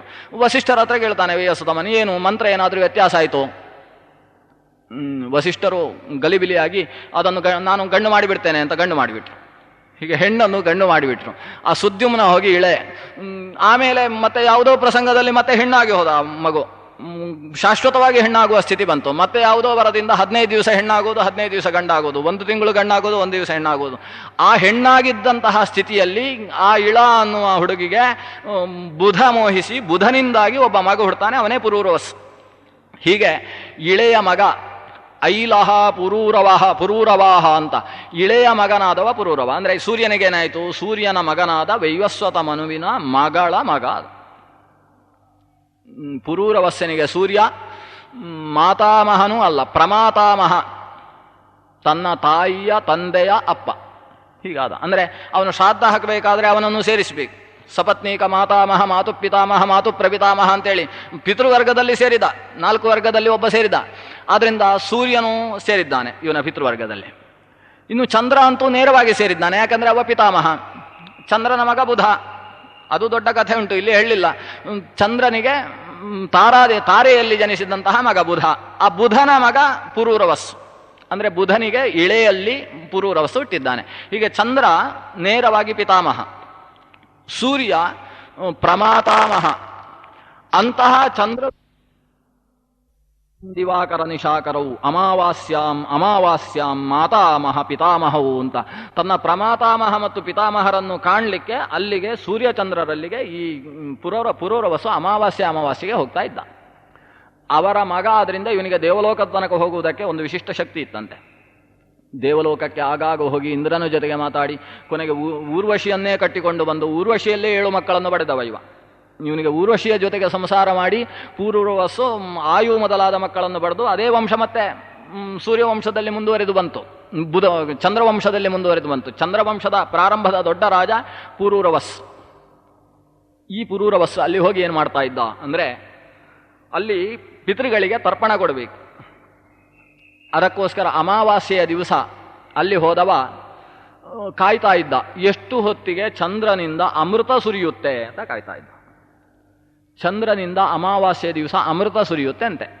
ಅದು ಎಷ್ಟು ಹೊತ್ತಿಗೆ ಅಂದರೆ ಕುಹು ಅನ್ನುವ ಸಮಯದಲ್ಲಿ ಸುರಿಯುತ್ತೆ. ಅಂದರೆ ಅಮಾವಾಸ್ಯೆಯಲ್ಲಿ 4 ಭಾಗ ಇದೆ. ಅದರಲ್ಲಿ ಪ್ರಧಾನವಾದ 2 ಭಾಗ ಅಂದರೆ ಕುಹು ಮತ್ತು ಸಿನಿವಾಲಿ ಅನ್ನುವ ಭಾಗ. ಕುಹು ಅಂದರೆ ಚಂದ್ರನ ಒಂದು ಸ್ವಲ್ಪ ಭಾಗ, ಒಂದು ಅಂಶ ಕಾಣಿಸುವ ಭಾಗಕ್ಕೆ ಸಿನಿವಾಲಿ ಅಂತ ಹೆಸರು. ಸ್ವಲ್ಪವೂ ಚಂದ್ರಾಂಶ ಕಾಣದೇ ಇರತಕ್ಕಂಥ ಭಾಗಕ್ಕೆ ಕುಹು ಅಂತ ಹೆಸರು. ಅಮಾವಾಸ್ಯೆಯಲ್ಲೇನೆ ಮಧ್ಯದ ಅಮಾವಾಸ್ಯೆಗಿಂತ ಸ್ವಲ್ಪ ಆ ಕಡೆ ಈ ಕಡೆ ಇರುವ ಭಾಗ ಅಂತ 2 ಪ್ರಧಾನವಾದ ಭಾಗಗಳು. ಅದರಲ್ಲಿ ಸರಿಯಾಗಿ ಅಮಾವಾಸ್ಯೆಯ ಕಾಲ ಏನಿದೆ ಅಂದರೆ ಒಟ್ಟು ಅಮಾವಾಸ್ಯೆ 60 ಗಳಿಗೆ ಇತ್ತು ಅಂತಾದರೆ ಅದರಲ್ಲಿ ಮಧ್ಯ ಭಾಗ ಎಷ್ಟು ಹೊತ್ತಿಗೆ ಬರುತ್ತೆ, ಆ ಹೊತ್ತಿನ ಭಾಗಕ್ಕೆ ಕುಹು ಅಂತ ಹೆಸರು. ಆ ಕುಹು ಅನ್ನುವ ಹೊತ್ತಿಗೆ ಅದು ಎಷ್ಟು ಅಂದರೆ, ಕುಹು ಎಷ್ಟು ಹೊತ್ತಿರುತ್ತೆ ಅಂದರೆ ದ್ವಿಲವ, 2 ಲವದಷ್ಟು ಹೊತ್ತಿರುತ್ತೆ ಅಂತೆ. 1 ಲವ ಅಂದರೆ 15 ಸಲ ಕಣ್ಣು ಮುಚ್ಚಿ ತೆಗೆಯುವಂತಹ ಕಾಲಕ್ಕೆ ಕಾಷ್ಠ ಅಂತ ಹೆಸರು. ಅದು ಎಷ್ಟು ಹೊತ್ತು ಅಂದರೆ 3.25 ಸೆಕೆಂಡುಗಳು, 3.25 ಸೆಕೆಂಡು. ಅವರು ಹೇಳಿದ್ದನ್ನು ಲೆಕ್ಕ ಹಾಕಿ ಕ್ಯಾಲ್ಕುಲೇಟರ್ ಇಟ್ಕೊಂಡು ನಾನು ಹೇಳುವುದು, ಅದರಿಂದ ಅದ್ರಲ್ಲಿ ತಪ್ಪಿಲ್ಲ. ಸರಿಯಾಗಿ 3.25 ಸೆಕೆಂಡಿಗೆ 1 ಕಾಷ್ಠೆ ಆಗುತ್ತೆ. ಇಂಥ 2 ಕಾಷ್ಠೆಗಳಿಗೆ 1 ಲವ ಅಂತ ಹೆಸರು. ಅಂದರೆ ಎಷ್ಟಾಯಿತು, 6.5 ಸೆಕೆಂಡು. 6.5 ಸೆಕೆಂಡು ಹೊತ್ತು ಮಾತ್ರ ಇರತಕ್ಕಂಥ ವಿಶಿಷ್ಟವಾದ ಯೋಗ ಕುಹು ಅನ್ನೋದು. ಆ ಹೊತ್ತಿಗೆ ಸರಿಯಾಗಿ ಚಂದ್ರನಿಂದ ಅಮೃತ ಸ್ರವಣ ಆಗುತ್ತೆ. ಆ 15 ಬಾರಿ ಅಮೃತ ಸ್ರಾವ ಆಗುತ್ತಂತೆ. ಆ ಹೊತ್ತಿಗೆ ಇವ ಅಲ್ಲಿ ನಿಂತು ಆ ಕಾಲವನ್ನು ಸರಿಯಾಗಿ ನಿರೀಕ್ಷಿಸಿ ಅದಕ್ಕಿಂತ ಹಿಂದೆ ಮುಂದೆ ಇದ್ದಂತಹ ಸಿನಿವಾಲಿ ಕಾಲದಲ್ಲಿ ಆ ಸಿನಿವಾಲಿ ಅನ್ನುವ ಕಾಲಕ್ಕೆ ಅಭಿಮಾನಿನಿಯಾದ ಸಿನಿವಾಲಿ ಅಂತಕ್ಕಂತಹ ದೇವಿಯನ್ನು ಧ್ಯಾನಿಸಿ ಆಕೆಯ ಅನುಗ್ರಹವನ್ನು ಪಡೆದು, ಕುಹು ಮಾತೆಯ ಅನುಗ್ರಹವನ್ನು ಪಡೆದು ಆ ಹೊತ್ತಿಗೆ ಬಂದ ಅಮೃತವನ್ನು ಕೈಯಲ್ಲಿ ಹಿಡಿದು ಆ ಅಮೃತದಿಂದ ಶಾಶ್ವತ ಪಿತೃಗಳಿಗೆ ತರ್ಪಣವನ್ನು ಕೊಡ್ತಾ ಇದ್ದ. ಇವನ ಪಿತೃಗಳೇ ಚಂದ್ರ ಸೂರ್ಯರಾದಾಗ ತರ್ಪಣೆ ಯಾರಿಗೆ ಅಂದರೆ, ಇದು ಈ ಶ್ರಾದ್ದದ ಪ್ರಕ್ರಿಯೆ ಇನ್ನು ಮುಂದೆ ನಿರೂಪಣೆಗೆ ಬರುತ್ತೆ. ಇಲ್ಲಿ ನಾವು ತರ್ಪಣ ಕೊಡುವುದು ಅಥವಾ ಪಿಂಡ ಪ್ರದಾನ ಮಾಡುವುದು ಯಾರಿಗೆ? ಸತ್ತಂತಹ ವ್ಯಕ್ತಿ ಮತ್ತೆ ಮನೆಯಲ್ಲೇ ಯಾವುದೋ ಪ್ರಾಣಿಯಾಗಿ ಹುಟ್ಟಿರುವ ಸಾಧ್ಯತೆ ಇರುತ್ತೆ. ಸತ್ತ ವ್ಯಕ್ತಿ ಅವನು ಮನೆಯ ಬಗ್ಗೆ ಭಾರಿ ಅಂಟಿಕೊಂಡಿದ್ದ ಅಂದರೆ, ಮನೆಯಲ್ಲೇ ಭಾರಿ ಚೆನ್ನಾಗಿ ಜೀವನ ಮಾಡಲಿಲ್ಲ ಅಂದರೆ ಮನೆಯ ನಾಯಿಯಾಗೇ ಹುಟ್ಟಿರುವ ಸಾಧ್ಯತೆ ಇರುತ್ತೆ, ಮನೆಯಲ್ಲಿ ಹಸುವಾಗಿ ಹುಟ್ಟಿರುವ ಸಾಧ್ಯತೆ ಇರುತ್ತೆ, ಅಥವಾ ಮನೆಯಲ್ಲಿ ಪಕ್ಕದ ಮನೆಯ ಹಂದಿಯಾಗಿ ಹುಟ್ಟಿರುವ ಸಾಧ್ಯತೆ ಇರುತ್ತೆ. ನನ್ನ ಮಗನನ್ನು ದಿವಸ ನೋಡ್ತಾ ಇರಬೇಕು ಅಂತಲೇ ಅನ್ಕೊಂಡೇ ಅವ ಸತ್ತ ಅಂತ ಆದರೆ, ಹಂದಿಯಾಗಿ ಆದರೂ ಹುಟ್ಟಿದ್ರೂ ಪರವಾಗಿಲ್ಲ ಅಂತ ಹುಟ್ಟಿರ್ತಾನೆ. ಅಂಥವನಿಗೆ ಮನೆಯಲ್ಲಿ ಶ್ರಾದ್ದ ಹಾಕಿ ಏನು ಪ್ರಯೋಜನ? ಅವನು ದೇವಲೋಕದಲ್ಲೂ ಇರೋದಿಲ್ಲ, ಏನೂ ಇರೋದಿಲ್ಲ. ಅಥವಾ ಅಲ್ಲಿದ್ದವನಿಗೆ ಇಲ್ಲಿ ಪಿಂಡ ಪ್ರದಾನ ಹಾಕಿದರೆ, ಎಲ್ಲ ಚಾರ್ವಾಕರ ಪ್ರಶ್ನೆ ಭಾರಿ ಭಾರಿ ಇದೆ. ಹಾಗಿದ್ರೆ ಯಾರೋ ದೂರದ ಊರಿಗೆ ಹೋಗಿದ್ದಾನೆ, ಅವನಿಗೆ ಬುತ್ತಿ ಕೊಟ್ಟು ಯಾಕೆ ಕಳಿಸ್ತೀರಿ? ಮನೆಯಲ್ಲೇ ಮಧ್ಯಾಹ್ನ 12 ಗಂಟೆ ಆಯ್ತಾದರೆ ಅವನೇ ಹೆಸರು ಹೇಳಿ ಒಂದು ಪಿಂಡ ಪ್ರದಾನ ಮಾಡಿದರೆ ಅವನಿಗೆ ಹೊಟ್ಟೆ ತುಂಬಾರ್ದೇನು? ಅವನಿಗೆ ಬುತ್ತಿ ಕೊಟ್ಟು ಕಳಿಸುವ ಕ್ರಮ ಏನು? ಅಥವಾ ಅದು ಮೇಲೆ ಮಾತ್ರ ಹೋಗುವುದು ಅಂತಾದರೆ ಉಪ್ಪರಿಗೆಯಲ್ಲಿದ್ದ ವ್ಯಕ್ತಿಗೆ ಕೆಳಗೆ ಪಿಂಡ ಪ್ರದಾನ ಮಾಡಿದರೆ ಸಾಕಾಗುವುದಿಲ್ವೇ ಅಂತ ಹೀಗೆಲ್ಲ ಭಾರಿ ಪ್ರಶ್ನೆಗಳು ಬರ್ತವೆ.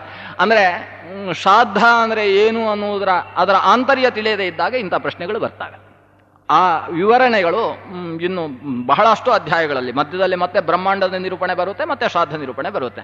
ಒಟ್ಟು ಇಲ್ಲಿಗೆ ಸಂಬಂಧಪಟ್ಟ ವಿಷಯ, ಪುರೂರವಸ್ಸು ತನ್ನ ಪಿತೃಗಳಿಗೆ ತರ್ಪಣ ಕೊಟ್ಟ, ಅದು ಕೂಡ ಅಮೃತದಿಂದ ತರ್ಪಣವನ್ನು ಕೊಟ್ಟ ಅಂತ ಹೇಳಿದರೆ ಆ ಪಿತೃಗಳು ಯಾರು? ಆಗ ಪಿತೃವರ್ಗದ ನಿರೂಪಣೆಯನ್ನು ಶುರು ಮಾಡ್ತಾರೆ. ಅಲ್ಲಿ ಒಂದು 3 ಗಣ ಪಿತೃಗಣ ಇದೆ. ಪಿತೃಗಳಲ್ಲಿ ಶಾಶ್ವತ ಪಿತೃಗಳು, ಅಶಾಶ್ವತ ಪಿತೃಗಳು ಅಂತ 2, ಅಥವಾ ಅಮೂರ್ತ ಪಿತೃಗಳು, ಸುಮೂರ್ತ ಪಿತೃಗಳು ಅಂತ 2 ಗಣ ಇದೆ. ಅದರಿಂದಲೇ ಶ್ರಾದ್ದ ಪ್ರದಾನ ಮಾಡುವಾಗ ಅಥವಾ ಪಿತೃಗಳ ಆರಾಧನೆ ಮಾಡುವಾಗ ಮೊದಲು ಹೇಳುವ ಶ್ಲೋಕ ಏನು ಅಂದರೆ, ಅಮೂರ್ತಾನಾಂ ಸುಮೂರ್ತಾನಾಂ ಪಿತೃಣಾಂ ದೀಪ್ತ ತೇಜಸಾಂ ನಮಸ್ಯಾಮಿ ಸದಾ ತೇಷಾಂ ಧ್ಯಾಯಿನಾಂ ಯೋಗ ಚಕ್ಷುಷಾಂ ಅನ್ನುವ ಶ್ಲೋಕ ಹೇಳಿಯೇ ಪಿತೃಕಾರ್ಯ ಶುರು ಮಾಡೋದು. ಅಮೂರ್ತರು ಮತ್ತು ಸುಮೂರ್ತರಾದ ಯೋಗ ಚಕ್ಷುಸ್ಸುಗಳಾದ ಆ ಪಿತೃಗಳನ್ನು ಧ್ಯಾನಿಸಿಕೊಂಡು ಅವರಿಗೆ ನಮಸ್ಕಾರವನ್ನು ಮಾಡಿ ನಾನು ಈ ಕರ್ಮವನ್ನು ಪ್ರಾರಂಭಿಸ್ತೇನೆ ಅಂತ ಹೇಳುವ ಒಂದು ಮಂತ್ರ ಅದು. ಅಲ್ಲಿ ಅಮೂರ್ತ ಪಿತೃಗಳ ಬಗ್ಗೆ ಹರಿವಂಶದಲ್ಲಿ ಬಂದ ವಿವರಣೆಗೂ ಇಲ್ಲಿ ಬಂದ ವಿವರಣೆಗೂ ಸ್ವಲ್ಪ ವ್ಯತ್ಯಾಸ ಇದೆ. ಇಲ್ಲಿ ಬಂದ ವಿವರಣೆ ಏನು ಅಂದರೆ, 3 ರೀತಿಯಾದ ಪಿತೃಗಳಿದ್ದಾರೆ. ಯಾರು ಅಂದರೆ, ಒಂದು ಕಾವ್ಯ ಅನ್ನುವ ಪಿತೃಗಳು, ಮತ್ತೊಂದು ಬರ್ಹಿಷದ ಅಂತಕ್ಕಂತಹ ಪಿತೃಗಳು, ಅಗ್ನಿಶ್ವಾತ್ತ ಅನ್ನುವ ಪಿತೃಗಳು ಮತ್ತೊಬ್ಬರು. ಈ ಅಗ್ನಿಶ್ವಾತ್ತರನ್ನೇ ಬರ್ಹಿಷದರನ್ನು ಸೌಮ್ಯ ಅಂತ ಕರೀತಾರೆ. ಆದ್ದರಿಂದ ಸೌಮ್ಯ, ಕಾವ್ಯ ಮತ್ತು ಬರ್ಹಿಷದ ಅಂತಕ್ಕಂಥ 3 ಪಿತೃವರ್ಗ ಇದೆ. ಅದರಲ್ಲಿ ಸೋಮಸುತರಾದ್ರಿಂದ ಈ ಬರ್ಹಿಷದರಿಗೆ ಸೌಮ್ಯ ಅಂತ ಹೆಸರು. ಇವರು ಶಾಶ್ವತ ಪಿತೃಗಳು ಅಂತ ಕರೆಸಿಕೊಳ್ತಾರೆ. ಇವರನ್ನು ಪಿತಾಮಹ ಪ್ರಪಿತಾಮಹ ಅಂತ ವ್ಯವಹಾರ ಮಾಡುವುದಂತೆ. ಯಾಕೆಂತ ಹೇಳಿದರೆ, ಇದು ಪಿತೃಗಳು ಅಂದರೆ ಹೇಗೆ ಅಂದರೆ, ಈ ಸಂವತ್ಸರ 5 ರೀತಿಯಾದ ವತ್ಸರ ಇದೆ ಅಂತ ಮೊನ್ನೆ ನಾನು ಹೇಳಿದೆ. ಸಂವತ್ಸರ, ಇಡಾವತ್ಸರ, ಅನುವತ್ಸರ ಮತ್ತು ವತ್ಸರ ಅಂತಕ್ಕಂತಹ ಈ 5 ರೀತಿಯಾದ ವತ್ಸರ, ಇದಕ್ಕೆ ಪಂಚಾಬ್ದ ಅಂತ ಹೆಸರು. ಈ 5 ವತ್ಸರಗಳಿಗೆ ಒಂದು ಅಭಿಮಾನಿಯಾಗಿ ಒಂದು ಪಿತೃಗಣ ಇದೆ.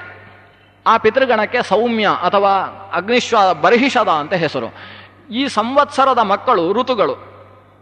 ಸಂವತ್ಸರಕ್ಕೆ 6 ಋತುಗಳು ಮಕ್ಕಳು ಅಂತ. ಈ 6 ಋತುಗಳಿಗೆ ಅಭಿಮಾನಿಯಾಗಿರುವಂತಹ ಪಿತೃವರ್ಗ ಇದೆ. ಅದಕ್ಕೆ ಅಗ್ನಿಶ್ವಾತ್ತರು ಅಂತ ಹೆಸರು. ಆ ಋತುಗಳ ಮಕ್ಕಳು ಅರ್ಧಮಾಸಾಹ. ಅರ್ಧಮಾಸಾಹ ಅಂದರೆ ಪಕ್ಷ, ಒಂದು ಶುಕ್ಲ ಪಕ್ಷ, ಕೃಷ್ಣ ಪಕ್ಷ, ಹೀಗೆ ಅರ್ಧಮಾಸ ಮಾಸ ಋತವತ್ ಸಂವತ್ಸರಶ್ಚ ಕಲ್ಪಂತ ಅಂತ ವೇದ ಈ ವಿಷಯವನ್ನು ಶ್ರಾದ್ದದಲ್ಲಿ ಹೇಳುವ ಮಂತ್ರ ಇದನ್ನು ಹೇಳುತ್ತೆ. ಅದಕ್ಕೆ ಮಕ್ಕಳಾಗಿ ಬಂದವರು ಅರ್ಧಮಾಸ ಅಂತಕ್ಕಂಥದ್ದು. ಅರ್ಧಮಾಸಕ್ಕೆ ಅಭಿಮಾನಿಯಾದಂಥವರು ಈ ಸೋಮಪರು. ಹೀಗೆ ಸಂವತ್ಸರದ ಮಗ ಋತು, ಋತುವಿನ ಮಗ ಅರ್ಧಮಾಸ. ಸಂವತ್ಸರ ಅಂತೇಳಿದರೆ ಸೌಮ್ಯ ಅಥವಾ ಬರ್ಹಿಷದ, ಅವರ ಮಕ್ಕಳು ಅಂದರೆ ಅಗ್ನಿಶ್ವಾತ್ತರು, ಅಗ್ನಿಶ್ವಾತ್ತರ ಮಕ್ಕಳು ಅಂದರೆ ಸೋಮಪರು. ಹೀಗೆ ಸೋಮಪರು ಪಿತೃಗಳಾದರೆ ಪಿತೃಗಳ ತಂದೆ ಎನಿಸಿದಂತಹ ಅಗ್ನಿಶ್ವಾತ್ತರು ಪಿತಾಮಹರಾಗ್ತಾರೆ, ಪಿತಾಮಹರ ತಂದೆ ಎನಿಸಿದಂತಹ ಬರ್ಹಿಷದರು ಪ್ರಪಿತಾಮಹರಾಗ್ತಾರೆ. ಹೀಗೆ ಪಿತೃಪಿತಾಮಹ ಪ್ರಪಿತಾಮಹ ಅಂತ ಕರೆಸಿಕೊಳ್ಳುವ ಸಂವತ್ಸರಕ್ಕೂ ಋತುಗಳಿಗೂ ಮತ್ತು ಪಕ್ಷಗಳಿಗೂ ಅಭಿಮಾನಿ ಎನಿಸಿದಂತಹ 3 ಪಿತೃವರ್ಗ ಇದೆ. ಈ ಪಿತೃವರ್ಗ ಚಂದ್ರನ ಮೇಲಿನ ಪಿತೃಲೋಕ ಅಂತ ಕನಿಸಿಕೊಳ್ಳತಕ್ಕಂತಹ ಭಾಗದಲ್ಲಿ ಶಾಶ್ವತವಾಗಿ ವಾಸ ಮಾಡ್ತಾರೆ. ಅವರು 1 ಮನ್ವಂತರದ ತನಕ ಯಾವತ್ತೂ ಪಿತೃಗಳು ಅಂದರೆ ಅವರೇ. ಈ ಪಿತೃಗಳನ್ನು ಉದ್ದೇಶಿಸಿ ನಾವು ಪಿತೃಪಿತಾಮಹ ಪ್ರಪಿತಾಮಹ ಅನ್ನೋ ಶಬ್ದವನ್ನು ಬಳಸಿ ಇಲ್ಲಿ ಪಿಂಡ ಪ್ರದಾನ ಮಾಡುವುದು ಅಥವಾ ತರ್ಪಣವನ್ನು ಕೊಡುವುದು. ಈ ತರ್ಪಣ ಕೊಡುವುದರಿಂದ ಅಥವಾ ಪಿಂಡ ಪ್ರದಾನ ಮಾಡಿದ್ರಿಂದ ತೃಪ್ತರಾಗತಕ್ಕಂತಹ ಪಿತೃಗಳು ಅಂತೇಳಿದರೆ ಇಲ್ಲಿ ಕೂತಿರತಕ್ಕಂತಹ ಈ ಶಾಶ್ವತ ಪಿತೃಗಳು. ಈ ಶಾಶ್ವತ ಪಿತೃಗಳ ಮೂಲಕವಾಗಿ ಮತ್ತೆ ನಮ್ಮ ಅಶಾಶ್ವತ ಪಿತೃಗಳು, ಯಾರ ನಾಮ ಗೋತ್ರ ಹೇಳಿ ನಾವು ಪಿಂಡ ಪ್ರದಾನವನ್ನು ತರ್ಪಣವನ್ನು ಕೊಡ್ತೇವೆ, ಅವರು ಅದರಿಂದ ತೃಪ್ತಿಯನ್ನು ಹೊಂದುವುದು ಹೇಗೆ ಅಂದರೆ ಇವರು ಅದನ್ನು ತಲುಪಿಸ್ತಾರೆ. ಅದು ಹೇಗೆ ಅಂದರೆ, ನಾವು ನಮ್ಮ ಪಿತೃಗಳು ಹೇಗೆ ಬೇಕಾದರೂ ಇರಬಹುದು. ಒಂದೋ ನರಕದಲ್ಲಿ ಹೋಗಿ ಇರಬಹುದು, ಅಥವಾ ಸ್ವರ್ಗದಲ್ಲಿ ವಾಸ ಮಾಡ್ತಾ ಇರಬಹುದು, ಅಥವಾ ನಮ್ಮ ಮನೆಯ ಮುಂದೆಯೇ ಒಂದು ಪ್ರಾಣಿಯಾಗಿಯೋ ಮನುಷ್ಯನಾಗಿಯೋ ಹುಟ್ಟಿರಬಹುದು. ಈ 3 ಸ್ಥಿತಿಯಲ್ಲಿರತಕ್ಕಂತಹ ಪಿತೃಗಳಿಗೂ ಕೂಡ ನಾವು ಕೊಟ್ಟಂತಹ ದ್ರವ್ಯವನ್ನು ಅದನ್ನು ಆ ಚಂದ್ರನಿಂದ ಸ್ರವಿಸತಕ್ಕಂತಹ ಅಮೃತ ಅನ್ನುವ ಸ್ವರೂಪವನ್ನಾಗಿ ಪರಿವರ್ತಿಸಿ, ಆ ಪರಿವರ್ತಿಸುವ ಕೆಲಸ ಯಾರಿಗೆ ಅಂದರೆ ಇವರಿಗೆ, ಈ ಮಧ್ಯದಲ್ಲಿರತಕ್ಕಂತಹ ಶಾಶ್ವತ ಪಿತೃಗಳಿಗೆ. ಅವರು ಆಯಾಯ ಪಿತೃಗಳಿಗೆ ಬೇಕಾದಂತಹ ಆಹಾರದ ಸ್ವರೂಪದಲ್ಲಿ ತಲುಪಿಸ್ತಾರೆ. ನರಕದಲ್ಲಿದ್ದರೆ ಅವರಿಗೆ ಅಲ್ಲಿಗೆ ಬೇಕಾದ ತೃಪ್ತಿಯಾಗತಕ್ಕಂತಹ ಸ್ವರೂಪದಲ್ಲಿ, ಒಂದು ಕಿರಣದ ಸ್ವರೂಪದಲ್ಲಿ, ಆ ಕಿರಣಕ್ಕೆ ಸುಷುಮ್ನ ಅಂತ ಹೆಸರು. ಸುಷುಮ್ನ ಅನ್ನುವ ಕಿರಣದ ಸ್ವರೂಪದಲ್ಲಿ ಅವರಿಗೆ ತಲುಪಿಸ್ತಾರೆ. ಚಂದ್ರನ ಕಿರಣದ ಸ್ವರೂಪದಲ್ಲಿ ಮನುಷ್ಯನಾಗಿಯೇ ಹುಟ್ಟಿದ್ದ ಅಂತಾದರೆ ಅವನಿಗೆ ಜೀವನ ಸುಕರವಾಗುವ ಹಾಗೆ ಅದನ್ನು ತಲುಪಿಸಿಕೊಡ್ತಾರೆ, ಅವನಿಗೆ ಬೇಕಾದ ಆಹಾರದ ಸ್ವರೂಪದಲ್ಲಿ. ಇಲ್ಲ ಅವನು ದೇವಲೋಕದಲ್ಲಿದ್ದಾನೆ ಅಂದರೆ ದೇವಲೋಕಕ್ಕೆ ಬೇಕಾದಂತಹ ಸುಧಾ ಅನ್ನುವ ಆಹಾರದ ಸ್ವರೂಪದಲ್ಲಿ ತಲುಪಿಸ್ತಾರೆ. ಹೀಗೆ ಇದು ಏನಂದರೆ ಒಂದು ಪೋಸ್ಟ್ ಕ್ರಮದಲ್ಲಿ. ಈಗ ನಾವು ಒಂದು ಅಡ್ರೆಸ್ ಹಾಕಿ ಇಲ್ಲೊಂದು ಲೆಟರ್ ಬರೆದು ಇಲ್ಲಿ ಪೋಸ್ಟ್ ಬಾಕ್ಸಿಗೆ ಹಾಕಿದರೆ ಅದು ಎಲ್ಲಿಗೆ ಬೇಕೋ ಅಲ್ಲಿಗೆ ಸರಿಯಾದ ರೀತಿಯಲ್ಲಿ ತಲುಪುವುದಿಲ್ವೇ? ನಾವು ಹಾಕಿದ್ದು ಪೋಸ್ಟ್ ಬಾಕ್ಸಿಗೆ, ಅದು ಡೆಲ್ಲಿಗೆ ಹೇಗೆ ಮುಟ್ಟಿತು ನಾವು ಪ್ರಶ್ನೆ ಮಾಡುವುದಿಲ್ಲ. ನಾವು ಹಾಕಿದ್ದು ಡೆಲ್ಲಿಗೆ ಮುಟ್ಟಬೇಕು ಅಂತ ಹಾಕಿದ್ದು. ಹಾಕುವುದಷ್ಟು ನಮ್ಮ ಕೆಲಸ, ಅದು ಮುಟ್ಟುವುದೆಲ್ಲ ಅದು ಮುಂದಿನ ಗೌರ್ಮೆಂಟಿನ ಕೆಲಸ ಅಥವಾ ಅಂಚೆ ಡಿಪಾರ್ಟ್ಮೆಂಟಿಗೆ ಸಂಬಂಧಿಸಿದ ಕೆಲಸ. ನಾವು ಅಡ್ರೆಸ್ ಕರೆಕ್ಟ್ ಹಾಕಿದ್ದೇವೆ ಅಂದರೆ ಅಲ್ಲಿಗೆ ಹೋಗಿಯೇ ಹೋಗುತ್ತೆ. ಅದಕ್ಕೆ ಪ್ರಧಾನ ಅಂಚೆ ಕಚೇರಿ ಇರುತ್ತೆ, ಅಲ್ಲಿಗೆ ಬಂದು ಅಲ್ಲಿಂದ ಬೇರೆ ಬೇರೆ ಕಡೆಗೆ ಅದು ವಿಲಾಯಿತಿ ಆಗುವ ಹಾಗೆ ಇಲ್ಲಿ ಪ್ರಧಾನ ಸ್ಥಾನ ಅಂತೇಳಿದರೆ ಚಂದ್ರಮಂಡಲದ ಮೇಲೆ ಇರತಕ್ಕಂತಹ ಪಿತೃಲೋಕ. ನಾವು ಕೊಟ್ಟದ್ದು ನೇರ ಹೋಗಿ ತಲುಪುವುದು ಅಲ್ಲಿಗೆ. ಅಲ್ಲಿಂದ ನಂತರ ಅದು ಒಳ್ಳೆಯ ದೃಷ್ಟಾಂತ ಕೊಡ್ತಾರೆ. ಅದು ಅಲ್ಲಿ ನೀವು ಎಲ್ಲಿಗೆ ಕೊಟ್ಟಿದ್ದೀರೋ ಅಲ್ಲಿಗೆ ಹೋಗಿ ಅದು ಸೇರುತ್ತೆ. ಅದು ಪಿತೃನಾಮ ಮತ್ತು ಪಿತೃಗೋತ್ರ ಉಚ್ಚಾರಣೆ ಮಾಡಿದ್ರ ನಿಮಿತ್ತದಿಂದ ಅಲ್ಲಿಗೆ ಹೋಗಿ ಸೇರುತ್ತೆ. ಅದು ಹೇಗೆ ಅಂದರೆ, ಅನೇಕ ಹಸುಗಳು, 100 ಹಸುಗಳಿದ್ದಾವೆ ಅಂದ್ಕೊಳ್ಳಿ. ಆ 100 ಹಸುಗಳನ್ನು ಹಾಲು ಕರಿಬೇಕು ಅಂತ ಹೇಳಿದರೆ ಬಹಳ ಫಚೀತಿ ಉಂಟು. ಯಾಕಂದರೆ 100 ಕರುಗಳು ಬೇರೆ ಕಡೆಯಲ್ಲಿ ಕಟ್ಟಿರ್ತೇವೆ. 100 ಕರುಗಳನ್ನು ಅದರಲ್ಲಿ ಯಾವುದೋ ಒಂದು ಕರುವನ್ನು ನೀವು ಬಿಟ್ರಿ ಅಂದರೆ ಆ 100 ಹಸುಗಳಲ್ಲಿ ಇದೇ ನನ್ನ ಅಮ್ಮ ಅಂತ ಆ ಕರುವಿಗೆ ಹೇಗೆ ಗೊತ್ತಾಗೋದು? ಬಹಳ ಕಷ್ಟ. ಯಾಕಂದ್ರೆ ನೀವೇ ಹಸುಗಳಲ್ಲಿ ಯಾವುದು ಲಕ್ಷ್ಮಿ, ಯಾವುದು ಗೌರಿ, ಯಾವುದು ಕಾಮಧೇನು ಅಂತ ಹೇಳಲಿಕ್ಕೆ ಬಹಳ ಪಚಿತಿ. 100 ಹಸುಗಳಲ್ಲಿ ನಮಗೆ ಯಾವ ಹಸು ಯಾವುದು ಅಂತ ತೀರ್ಮಾನಿಸುವುದು ಕಷ್ಟ. ಎಲ್ಲವೂ ಒಂದೇ ರೀತಿ. ಇಲ್ಲಿ ಗೋಶಾಲೆಯಲ್ಲಿ ನೀವು ಒಂದು ದಿವಸ ಹೋಗಿ ನಮಸ್ಕಾರ ಮಾಡಿ, ಮರು ದಿವಸ ಆ ಕಡೆ ಈ ಕಡೆ ಕಟ್ಟಿದ್ರೆ ನೀವು ಹೇಳ್ತೀರಾ, ಓ ನಿನ್ನೆ ಅಲ್ಲಿ ಕಟ್ಟಿದ್ದಾನೆ ಇಲ್ಲಿ ಕಟ್ಟಿದ್ದಾರೆ ಅಂತ ಹೇಳಲಿಕ್ಕೆ ಬರೋಲ್ಲ. ಇರುವೆಗಳಲ್ಲಿ ಯಾವ ಇರುವೆ ಅಂತ ನಮಗೆ ಗೊತ್ತಾಗೋಲ್ಲ, ಅವುಗಳಿಗೆ ಗಂಡು ಹೆಣ್ಣು ಗೊತ್ತಾಗ್ತವೆ. ಆದರೆ ಈ ಹಸುಗಳಲ್ಲಿ ಗೊತ್ತಾಗುವುದೇ ಕಷ್ಟ ನಮಗೆ. ಅಂಥ ಹಸುಗಳಲ್ಲಿ ಒಂದು ಕರುವನ್ನು ಬಿಟ್ಟರೆ ಅದು ಅಷ್ಟೂ ಹಸುಗಳಲ್ಲಿ ತನ್ನ ತಾಯಿಯನ್ನೇ ಹುಡುಕಿ ಹೋಗಿ ತನ್ನ ತಾಯಿಯನ್ನೇ ಹೋಗಿ ಸೇರುತ್ತೆ. ಯಥಾ ವಿಂದತಿ ಮಾತರಂ ಅಂತ ಗವಾಂಬೈ ಸಹಸ್ರೇಶು ಅಂತೇಳಿ 100 ಅಲ್ಲ 1000 ಗೋವುಗಳ ಮಧ್ಯದಲ್ಲಿ ಒಂದು ಕರುವನ್ನು ಬಿಟ್ಟರೆ ಅದು ಹೇಗೆ ತನ್ನ ತಾಯಿಯನ್ನೇ ಹೋಗಿ ಸೇರುತ್ತೋ ಹಾಗೆ ನಾವು ಕೊಟ್ಟಂತಹ ತರ್ಪಣಾದಿಗಳು ನೇರವಾಗಿ ಹೋಗಿ ಆಯಾಯ ಪಿತೃವರ್ಗವನ್ನೇ ಸೇರ್ತಾವೆ. ಅದರಲ್ಲಿ ವ್ಯತ್ಯಾಸವಾಗುವುದಿಲ್ಲ. ಅದು ಅಲ್ಲಿ ಕುಳಿತಂತಹ ಶಾಶ್ವತ ಪಿತೃಗಳು ಮಾಡತಕ್ಕಂತಹ ಕೆಲಸ ಅನ್ನುವ ನಿರೂಪಣೆಯ ಜೊತೆಗೆ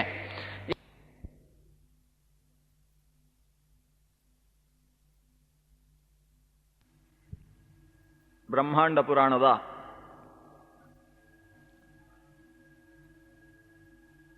ರುದ್ರ ಮಾಹಾತ್ಮೆಯನ್ನು, ಆ ನಂತರದಲ್ಲಿ ಬಂದ ಗ್ರಹಗಳ ನಕ್ಷತ್ರಗಳ ಸ್ಥಿತಿಯನ್ನು, ಆ ಗ್ರಹ ಸ್ಥಿತಿಯಲ್ಲಿ ಒಂದೊಂದು ಗ್ರಹಗಳು ಸಂಚರಿಸುವುದಕ್ಕೆ ತೆಗೆದುಕೊಳ್ಳತಕ್ಕಂತಹ ಕಾಲ, ಆ ಕಾಲದ ವ್ಯತ್ಯಾಸಕ್ಕೆ ಕಾರಣ, ಚಂದ್ರಗ್ರಹದ ಮೇಲೆ ಇರತಕ್ಕಂತಹ ಪಿತೃಲೋಕ, ಆ ಪಿತೃಲೋಕಕ್ಕೆ ಅಮಾವಾಸ್ಯೆಗೊಮ್ಮೆ ಸಂಚರಿಸ್ತಾ ಇದ್ದಂತಹ ಸೂರ್ಯಚಂದ್ರರಿಗೆ ಮೊಮ್ಮಗನಾಗಬಹುದಾದ ಪುರೂರವಸ್ ಅನ್ನುವ ರಾಜನ ಕಥೆ, ಇವನ್ನೆಲ್ಲ ನಾವು ನಿನ್ನೆಯ ದಿವಸ ಗಮನಿಸಿದ್ವಿ.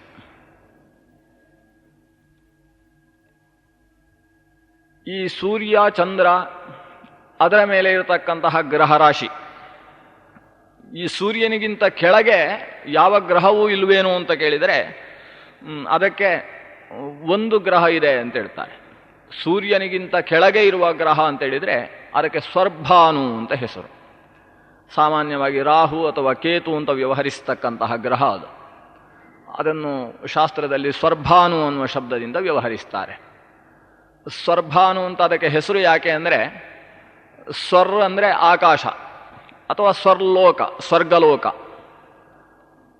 ಭಾ ಅಂದರೆ ಕಾಂತಿ. ಸ್ವರ್ಗಲೋಕಕ್ಕೆ ಹೋಗುವ ಕಾಂತಿಯನ್ನು ಯಾವುದು ತಡೆಯುತ್ತೋ ಅದು ಸ್ವರ್ಭಾನು ಅಂತ ಕರೆಸಿಕೊಳ್ಳುತ್ತೆ. ಸ್ವರ್ ಅಂದರೆ ಸ್ವರ್ಗ ಅಥವಾ ಅಂತರಿಕ್ಷ. ಅಲ್ಲಿಯ ಭಾವನ್ನು ನುದತಿ ಅಪನುದತಿ ಅಪಾಕರೋತಿ ಇತಿ ಸ್ವರ್ಭಾನು ಅಂತ, ಅಂದರೆ ಆಕಾಶದಲ್ಲಿ ಹರಡುವ ಕಾಂತಿಯನ್ನು ತಡೆಯುವಂಥದ್ದು. ಆಕಾಶದಲ್ಲಿ ಕಾಂತಿಯನ್ನು ಹರಡುವಂಥದ್ದು ಅಂದರೆ ಸೂರ್ಯ ಮತ್ತು ಚಂದ್ರ. ಆ ಸೂರ್ಯ ಚಂದ್ರರ ಕಾಂತಿಯನ್ನು ತಡೆಯತಕ್ಕಂತಹ ಗ್ರಹಕ್ಕೆ ಸ್ವರ್ಭಾನು ಅಂತ ಹೆಸರು. ವಸ್ತುತಃ ಸಪ್ತಗ್ರಹಗಳು ಇರೋದು. ಸಪ್ತಗ್ರಹಗಳ ಜೊತೆಗೆ ಈ 2 ಗ್ರಹ ಸೇರಿ ನವಗ್ರಹ ಆದದ್ದು. ಈಗ ನಾವು ವಾರಗಳು ಹೇಳುವಾಗ ಆದಿತ್ಯವಾರ ಸೋಮವಾರ ಅಂತ ಶುರು ಮಾಡಿ ಶನಿವಾರಕ್ಕೆ ನಿಲ್ಲಿಸ್ತೇವೆ, ಮತ್ತು ರಾಹುವಾರ ಕೇತುವಾರ ಅಂತ 2 ಸೇರಿಸುವುದಿಲ್ಲ. ನವಗ್ರಹ ಆದರೆ 9 ವಾರ ಇರಬೇಕಿತ್ತು, ಆದರೆ ಇರುವುದು 7 ವಾರ ಇರೋದು. 7 ಗ್ರಹಗಳ ಹೆಸರಿನಲ್ಲಿ 7 ವಾರಗಳು. ಆಮೇಲೆ ಈ ರಾಹುಕೇತು ಅಂತಕ್ಕಂತಹ ಗ್ರಹ ಅದು ಗ್ರಹತ್ವವನ್ನು ಪಡೆದದ್ದು. ಮೊದಲು ಗ್ರಹವಾಗಿ ಇಲ್ಲದೇ ಇದ್ದದ್ದು, ಆಮೇಲೆ ಗ್ರಹತ್ವವನ್ನು ಪಡೆದದ್ರಿಂದ ಗ್ರಹ ಅನಿಸಿಕೊಂಡದ್ದು. ವಸ್ತುತಃ ಗ್ರಹ ಅಂದರೆ ಏನು? ಗೃಹಂತೀತಿ ಗ್ರಹ. ಯಾವುದು ಹಿಡ್ಕೊಳ್ತಾವೋ, ಯಾವುದು ಗ್ರಹಣ ಮಾಡುತ್ತೋ ಅದಕ್ಕೆ ಗ್ರಹ ಅಂತ ಹೆಸರು. ಗ್ರಹಣ ಅಂದರೆ ಹಿಡಿಯೋದು, ಪಾಣಿಗ್ರಹಣ ಅಂದರೆ ಅರ್ಥ ಆಗ್ತದೆ. ಗ್ರಹಣ ಅಂದರೆ ಹಿಡಿಯುವುದು ಅಂತ ಅರ್ಥ. ಯಾವುದು ಹಿಡಿಯುತ್ತೋ ಅದು ಗ್ರಹ ಅಂತ ಕರೆಸಿಕೊಳ್ಳುತ್ತೆ. ವಸ್ತುತಃ ಈ ಶಬ್ದದ ಅರ್ಥದಲ್ಲಿ ಬಹಳ ಸುಲಭವಾಗಿ ಗ್ರಹ ಅನಿಸಿಕೊಳ್ಳುವುದು ನಂತರ ಸೇರಿದ ರಾಹು ಮತ್ತು ಕೇತುಗಳು. ಯಾಕಂದರೆ ರಾಹುಕೇತುಗಳು ಸೂರ್ಯಚಂದ್ರರನ್ನು ಹಿಡಿದು ಬಿಡ್ತಾವೆ, ಹಿಡಿದು ನುಂಗುವುದಕ್ಕೆ ಪ್ರಯತ್ನಿಸ್ತಾವೆ ಇತ್ಯಾದಿ ಶಾಸ್ತ್ರೀಯ ಪರಿಭಾಷೆಯ ಮಾತುಗಳಿದ್ದಾವೆ. ಆದ್ದರಿಂದ ಸೂರ್ಯಚಂದ್ರರಗಳನ್ನು ಗ್ರಹಣ ಮಾಡುವ ನಿಟ್ಟಿನಿಂದ ಇವುಗಳು ಗ್ರಹ ಅಂತ ಕರೆಸಿಕೊಂಡುವು. ಉಳಿದವುಗಳೆಲ್ಲ ಗ್ರಹ, ಸೂರ್ಯ ಚಂದ್ರ ಎಲ್ಲವೂ ಗ್ರಹ. ಯಾಕೆ ಗ್ರಹ ಅಂದರೆ ಎಲ್ಲವೂ ಹಿಡ್ಕೊಳ್ತಾವೆ ನಮ್ಮನ್ನು. ನಮ್ಮ ಸಂಪೂರ್ಣ ಆಯುಷ್ಯ ಅಂದರೆ 120 ವರ್ಷ ಮನುಷ್ಯನಿಗೆ ಪೂರ್ಣ ಆಯುಷ್ಯ. ಯಹ ಚಿರಂ ಜೀವತಿ ಸಹ ಶತಂ ಜೀವತಿ ಶತಂಜೀವ ಶರದೋ ವರ್ಧಮಾನ ಅಂತ ವೇದಗಳೆಲ್ಲ 100 ವರ್ಷ ಬಾಳು ಅಂತ ಹೇಳುತ್ತೆ. 100 ವರ್ಷ ಅಂತ ಹೇಳಿದರೆ 120 ವರ್ಷ ಮ್ಯಾಕ್ಸಿಮಮ್. ಕೊನೆಯ 2 ಸಂವತ್ಸರ ಚಕ್ರ. ಒಬ್ಬ ಮನುಷ್ಯ ತಾನು ಹುಟ್ಟಿದ ಸಂವತ್ಸರವನ್ನು ಒಂದು ಸಾರಿ ಕಂಡು 2ನೆಯ ಸಾರಿ ಕಾಣಬಹುದಾದ ಸ್ಥಿತಿ ಬರುವಾಗ ಅವನು ಇಲ್ಲ ಅಂತ ಆಗ್ತಾನೆ ಅಂತ. ಅಂದರೆ ಅವನಿಗೆ ಪೂರ್ಣಾಯುಷ್ಯ ಪಡೆದ ಅಂದರೆ 60 ಸಂವತ್ಸರದ ಚಕ್ರ ಇದೆಲ್ಲ, ಅದನ್ನು 2 ಬಾರಿ ತಿರುಗಿಸಬಹುದವ. ಅದರಲ್ಲಿ 60ನೇ ಶಾಂತಿ ಮಾಡೋದು. ಆಯುಷ್ಯದಲ್ಲಿ ಅರ್ಧ ಮುಗೀತು, ಬೆಳೆಯುವ ವಯಸ್ಸು ಮುಗೀತು, ಇನ್ನು ಕುಂಠಿತವಾಗುವ ವಯಸ್ಸು. ಆದ್ದರಿಂದ ಇನ್ನು ಮುಂದೆ ಶಾರೀರಿಕ ಶಕ್ತಿ ಇಲ್ಲ, ಇನ್ನು ಆಧ್ಯಾತ್ಮ ಶಕ್ತಿಯನ್ನು ಬೆಳೆಸಿಕೊಳ್ಳೋಣ ಅಂತ ನಾನಾ ರೀತಿಯ ಧರ್ಮ ದೇವತಾರಾಧನೆಗಳನ್ನು ನಡೆಸುವ ಪ್ರಕ್ರಿಯೆಯನ್ನು 60ನೇ ವರ್ಷದಲ್ಲಿ ಮಾಡುವುದು. ಈ 120 ವರ್ಷದ ಪೂರ್ಣಾಯುಷ್ಯವನ್ನು ಗ್ರಹಗಳು ಹಂಚಿಕೊಂಡಿದ್ದಾವೆ. 9 ಗ್ರಹಗಳು. ಮೊದಲ 7 ಗ್ರಹ, ಆಮೇಲೆ ಸಮುದ್ರ ಮಥನ ಕಾಲದಲ್ಲಿ ಗ್ರಹತ್ವವನ್ನು ಪಡೆದ ರಾಹುಕೇತುಗಳು, ಇವುಗಳು ಸೇರಿಕೊಂಡು 120 ವರ್ಷಗಳನ್ನು ಹಂಚಿಕೊಂಡಿದ್ದಾವೆ. ಅದಕ್ಕೆ ದಶಾಕಾಲ ಅಂತ ಕರೀತಾರೆ. ಒಂದೊಂದು ಗ್ರಹಗಳಿಗೆ ಇಷ್ಟಿಷ್ಟು ಅಂತ. ರವಿ, ಚಂದ್ರ, ಕುಜ, ಹೀಗೆ ಗ್ರಹಗಳದ್ದು. ಕೊನೆಯದಾಗಿ ಶುಕ್ರ. ಈ ಗ್ರಹಗಳಲ್ಲಿ ರವಿಗೆ ಒಂದು 6 ವರ್ಷ, ಚಂದ್ರನಿಗೆ ಒಂದು 10 ವರ್ಷ, ಕುಜನಿಗೆ ಒಂದು 7 ವರ್ಷ, ಶುಕ್ರನಿಗೆ 20 ವರ್ಷ, ಶನಿಗೆ 19 ವರ್ಷ, ಹೀಗೆ ಅವುಗಳಿಗೆ ಒಂದಿಷ್ಟಿಷ್ಟು ವರ್ಷ ಅಂತ ಹಂಚಿ ಈ 9 ಗ್ರಹಗಳ ವರ್ಷಗಳನ್ನು ಸೇರಿಸಿದರೆ ಒಟ್ಟು 120 ವರ್ಷ ಆಗ್ತದೆ. ಅದರಿಂದ ಎಲ್ಲ ಕೆಲವರು ಹೇಳ್ಕೊಳ್ತಾರೆ, ನನಗೆ ಈಗ ಶುಕ್ರ ದಶೆ ನಡೀತಾ ಉಂಟು ಅಂತ. ಅದು ಚೆನ್ನಾಗಿ ಕಿಸೆಯಲ್ಲಿ ದುಡ್ಡು ಸಂಚಾರ ಆಗ್ತಾ ಇದೆ ಅಂತ ಆದರೆ ಮಾತ್ರ ಅಲ್ಲ, ಹೇಳ್ಕೊತಾರೆ ಶುಕ್ರ ದಶೆ ನಂದು ಈಗ ಶನಿ ದೇಶ ಅಂತ ಹೇಳ್ಕೊಳ್ತಾರೆ. ಅಂದರೆ ಶನಿ ದೇಶ ಅಂದರೆ ಶನಿಗೆ ಸಂಬಂಧಿಸಿದ 19 ವರ್ಷದ ಕಾಲಾವಧಿ ನಡೀತಾ ಇದೆ. ಅಂದರೆ ನನ್ನ ಜೀವನದ ಈ ವಯಸ್ಸಿಗೆ ಶನಿ ನಿಯಾಮಕನಾಗಿ ಕೆಲಸ ಮಾಡ್ತಾನೆ. ಅವನ ಬಲ ಹೇಗುಂಟು ಜಾತಕದಲ್ಲಿ, ಅದಕ್ಕೆ ಅನುಗುಣವಾಗಿ ನನ್ನ ವ್ಯವಹಾರಗಳು ನಡೀತಾವೆ. ಇದು ಆ ದಶ ಅಂತ ಅರ್ಥ. ಹಾಗೆ ಆ ಗ್ರಹಗಳೆಲ್ಲ ಅವರವರ ಕಾಲ ಏನಿದೆ ಆ ಕಾಲದಲ್ಲಿ ನಮ್ಮನ್ನು ಹಿಡ್ಕೊಳ್ತಾವೆ, ನಮ್ಮನ್ನು ಗ್ರಹಣ ಮಾಡ್ತಾವೆ. ಈ ರಾಹುಕೇತುಗಳು ಸೂರ್ಯಚಂದ್ರರನ್ನು ಗ್ರಹಣ ಮಾಡ್ತಾರೆ, ಉಳಿದ ಗ್ರಹಗಳೆಲ್ಲ ನಮ್ಮನ್ನು ಗ್ರಹಣ ಮಾಡ್ತವೆ. ರಾಹುಕೇತುಗಳು ಅದರ ಜೊತೆಗೆ ಸೇರಿಕೊಳ್ತಾರೆ. ಅವರವರ ಕಾಲದಲ್ಲಿ ರಾಹು ದಶಾಕಾಲದಲ್ಲಿ ರಾಹು ನಮ್ಮನ್ನು ಗ್ರಹಣ ಮಾಡ್ತಾನೆ, ಬೃಹಸ್ಪತಿ ದಶಾಕಾಲದಲ್ಲಿ ಗುರು ನಮ್ಮನ್ನು ಗ್ರಹಣ ಮಾಡ್ತಾನೆ. ಗ್ರಹಣ ಮಾಡಿ ಹಿಡಿದು ಅವರವರ ಫಲವನ್ನು ನಮ್ಮ ಮೇಲೆ ಬೀರ್ತಾರೆ. ಅವರವರ ಪ್ರಕಾಶ ಏನುಂಟು ಆ ಪ್ರಕಾಶವನ್ನು ನಮ್ಮ ಮೇಲೆ ಬೀರ್ತಾರೆ. ಆದ್ದರಿಂದ ಅವರೆಲ್ಲ ಗೃಹಂತಿ ಜನಾನ್ ಸ್ವದಶಾಕಾಲೇಶು ಇತಿ ಗ್ರಹಾಹ ಅಂತ. ತಮ್ಮ ದಶಾಕಾಲದಲ್ಲಿ ಮನುಷ್ಯರನ್ನು ಪ್ರಾಣಿಗಳನ್ನು ಹಿಡಿಯುವುದರಿಂದ ಅವುಗಳಿಗೆಲ್ಲ ಗ್ರಹ ಅಂತ ಹೆಸರು. ಅಂತಹ ಗ್ರಹದಲ್ಲಿ ಬಹಳ ಹತ್ತಿರದಲ್ಲಿರುವ ಗ್ರಹ ಅಂತೇಳಿದರೆ ರಾಹುಕೇತು ಅನ್ನುವ ಗ್ರಹ, ಸ್ವರ್ಭಾನು ಅನ್ನುವ ಗ್ರಹ, ಆಮೇಲೆ ಸೂರ್ಯ, ಆಮೇಲೆ ಚಂದ್ರ. ಈ ಸ್ವರ್ಭಾನು ಏನು ಮಾಡ್ತಾನೆ, ಅವನಿಗೆ ಪೃಥ್ವೀ ಛಾಯಾ ಅಂತ ಹೆಸರನ್ನು ಬ್ರಹ್ಮಾಂಡ ಪುರಾಣ ಕೊಡುತ್ತೆ. ಪೃಥ್ವಿ ಉದ್ಧೃತ್ಯ ಪೃಥ್ವೀ ಛಾಯಾಂ ಗೃಹೀತ ಮಂಡಲಾಕೃತಿ, ಮಂಡಲಾಕಾರದಲ್ಲಿದ್ದಾನೆ, ಪೃಥ್ವೀ ಛಾಯೆಯನ್ನು ಸ್ವೀಕರಿಸಿದ ವ್ಯಕ್ತಿಯ ಹಾಗಿದ್ದಾನೆ ಅಂತ. ಉದ್ಧೃತ್ಯ, ಇಲ್ಲಿಂದ ಬೆಳಕು ಬಿದ್ದು ಕೆಳಗೆ ಬಂದ ಪೃಥ್ವಿಯ ಛಾಯ ಅಲ್ಲ, ಈ ಪೃಥ್ವಿಯ ಪ್ರತಿಬಿಂಬ ಸ್ವರೂಪದಲ್ಲಿರ್ತಕ್ಕಂತಹ ವ್ಯಕ್ತಿ. ಅವನು 2 ಸ್ವರೂಪದಿಂದ ನಿಂತಿರ್ತಾನೆ. ಅಂದರೆ ಅದು ಒಂದು ರೀತಿಯ ಸರಿಯಾದ ಒಂದು ಗೀರು. ನೇರವಾಗಿ ಒಂದು ಕೋಲನ್ನು ಹೀಗಿಟ್ಟರೆ, ಇದರ ಮೇಲೆ ಹೀಗೊಂದು ಕೋಲು ಇಟ್ಟರೆ, ಈ ಭಾಗವನ್ನು ಕೆಳಗೆ ಜಗ್ಗಿದರೆ ಈ ಭಾಗ ಮೇಲೆ ಹೋಗುತ್ತೆ. ಅದು ಸಮಾನ ಬಿಂದು. ಇದು ಕೆಳಗೆ ಹೋದರೆ ಇದು ಮೇಲೆ ಹೋಗಬೇಕು, ಇದು ಸರಿ ಬಂದರೆ ಇದು ಕೆಳಗೆ ಬರಬೇಕು. ಅದು ಜೊತೆಗೆ ಮಧ್ಯದಲ್ಲಿ ಒಂದು ಕೋಲನ್ನು ಕಟ್ಟಿ ಯಾವುದೋ ಭಾಗವನ್ನು ದಬ್ಬಿದರೆ ಹೇಗೆ ಇನ್ನೊಂದು ಬಿಂದು ಮೇಲೆ ಕೆಳಗೆ ಹೋಗುತ್ತೋ ಹಾಗೇನೆ ಈ ರಾಹು ಮತ್ತು ಕೇತುಗಳ ಕ್ರಮ. ನೀವು ಜಾತಕದಲ್ಲಿ ಅಥವಾ ಪ್ರತಿಯೊಂದು ಯಾವುದೇ ಪಂಚಾಂಗ ತೆಗೆದರೂ ಕೂಡ ಪಂಚಾಂಗದಲ್ಲಿ ಹುಣ್ಣಿಮೆ ಅಮಾವಾಸ್ಯೆಯ ದಿವಸ ಗ್ರಹಸ್ಥಿತಿ ಹೇಗಿದೆ ಅಂತ ಹಾಕಿರ್ತಾರೆ. ಅದರಲ್ಲಿ ರಾಹು ಎಲ್ಲಿರ್ತಾನೆ ನೋಡಿ, ಅಲ್ಲಿಂದ ಸರಿಯಾಗಿ 7ನೇ ಸ್ಥಾನದಲ್ಲಿ ಕೇತು ಇರ್ತಾನೆ. ಅಂದರೆ ರಾಹುವಿಗೆ ನೇರ ದೂರದಲ್ಲಿ ಕೇತು ಇರ್ತಾನೆ. ರಾಹು ಮೇಷದಿಂದ ವೃಷಭಕ್ಕೆ ಬಂದಾತಾದರೆ ಕೇತು ಅಲ್ಲಿಂದ ಕನ್ಯೆಯಿಂದ ತುಲಾದಿಂದ ವೃಶ್ಚಿಕಕ್ಕೆ ಹೋಗಿ ಆಯಿತು. ಅದು ಜೊತೆಗೆ ಇದು ಈ ಕಡೆ ಬಂತು ಅಂದರೆ ಅದು ಆ ಕಡೆ ಹೋಗುದು, ಇದು ಹೀಗೆ ಬಂದರೆ ಹೀಗೆ ಹೋಗುದು. ಸರಿಯಾಗಿ ದೂರದಲ್ಲಿರ್ತಕ್ಕಂತಹ ಎರಡು ಗ್ರಹಗಳು ರಾಹು ಮತ್ತು ಕೇತು ಅನ್ನುವುದು ಅದು ಮೂಲತಃ ಒಂದು ಅಂತ ಬ್ರಹ್ಮಾಂಡ ಪುರಾಣ ಹೇಳುತ್ತೆ. ಮೂಲತಃ ಅದು ಒಂದು ಪ್ರದೇಶದಲ್ಲಿ ಅದು ಇತ್ತು ಅಂತಾದರೆ ಅದಕ್ಕೆ ರಾಹು ಅಂತ ಹೆಸರು ಕರೆಯೋದು, ಮತ್ತೊಂದು ಪ್ರದೇಶದಲ್ಲಿ ಅದಕ್ಕಿಂತ ಸಮಾನಾಂತರ ದೂರದಲ್ಲಿ ಅದು ಸಿಕ್ಕಿತು ಅಂತಾದರೆ ಅದಕ್ಕೆ ಕೇತು ಅಂತ ಕರೆಯೋದು. ಈ ರಾಹು ಕೇತು ಅದಕ್ಕೆ ನೇರವಾದ ಹೆಸರು ಸ್ವರ್ಭಾನು. ಈ ಸ್ವರ್ಭಾನು ಕೆಲವು ಸಂದರ್ಭದಲ್ಲಿ ಕಪ್ಪು ಬಣ್ಣ ಇರ್ತಾನೆ, ಕೆಲವು ಸಂದರ್ಭದಲ್ಲಿ ಕೆಂಚು ಬಣ್ಣ ಇರ್ತಾನೆ. ಕೆಂಚು ಬಣ್ಣ ಇದ್ದಾಗ ಅವನಿಗೆ ಕೇತು ಅಂತ ಹೆಸರು, ಕಪ್ಪು ಬಣ್ಣ ಇದ್ದಾಗ ಅವನಿಗೆ ರಾಹು ಅಂತ ಹೆಸರು. ಆ ಕಪ್ಪು ಬಣ್ಣ ಉಳ್ಳಂತಹ ಸ್ವರ್ಭಾನು ಯಾವಾಗ ಸೂರ್ಯ ಮತ್ತು ಚಂದ್ರ ಜೊತೆ ಸೇರಿದಾಗ ಸೂರ್ಯನಿಗೆ ಅಡ್ಡ ಆಗ್ತಾನೆ, ಆವಾಗ ಸೂರ್ಯಗ್ರಹಣ ಅಂತ ಹೆಸರು. ಅಂದರೆ ಸೂರ್ಯ ಚಂದ್ರ ಒಟ್ಟು ಸೇರುವುದು ಅಂತೇಳಿದರೆ ಅಮಾವಾಸ್ಯೆ. ಅಮಾವಾಸ್ಯೆಯ ದಿವಸ ಸೂರ್ಯ ಚಂದ್ರರು ಒಟ್ಟು ಸೇರಿರ್ತಾರೆ.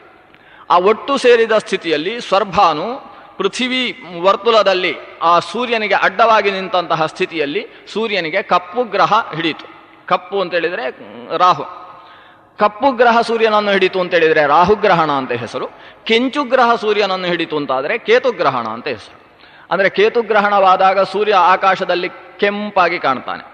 ಸ್ವಲ್ಪ ಸಂಪೂರ್ಣ ಅಮಾವಾಸ್ಯೆಯ ಕತ್ತಲೆ ಹಾಗೆ ಆಗೋದಿಲ್ಲ, ಸಂಪೂರ್ಣ ಖಗ್ರಾಸ ಸೂರ್ಯಗ್ರಹಣ ಆಯಿತು ಅಂತಾದರೂ ಅದು ಕೇತುಗ್ರಹಣ ಅಂತಾದರೆ ಆಕಾಶದಲ್ಲಿ ಸೂರ್ಯ ಕಾಣಿಸ್ತಾನೆ, ಕೆಂಚು ಕಾಣಿಸ್ತಾನೆ, ಬಹಳ ಡಿಮ್ಮಾಗಿ ಕಾಣಿಸ್ತಾನೆ.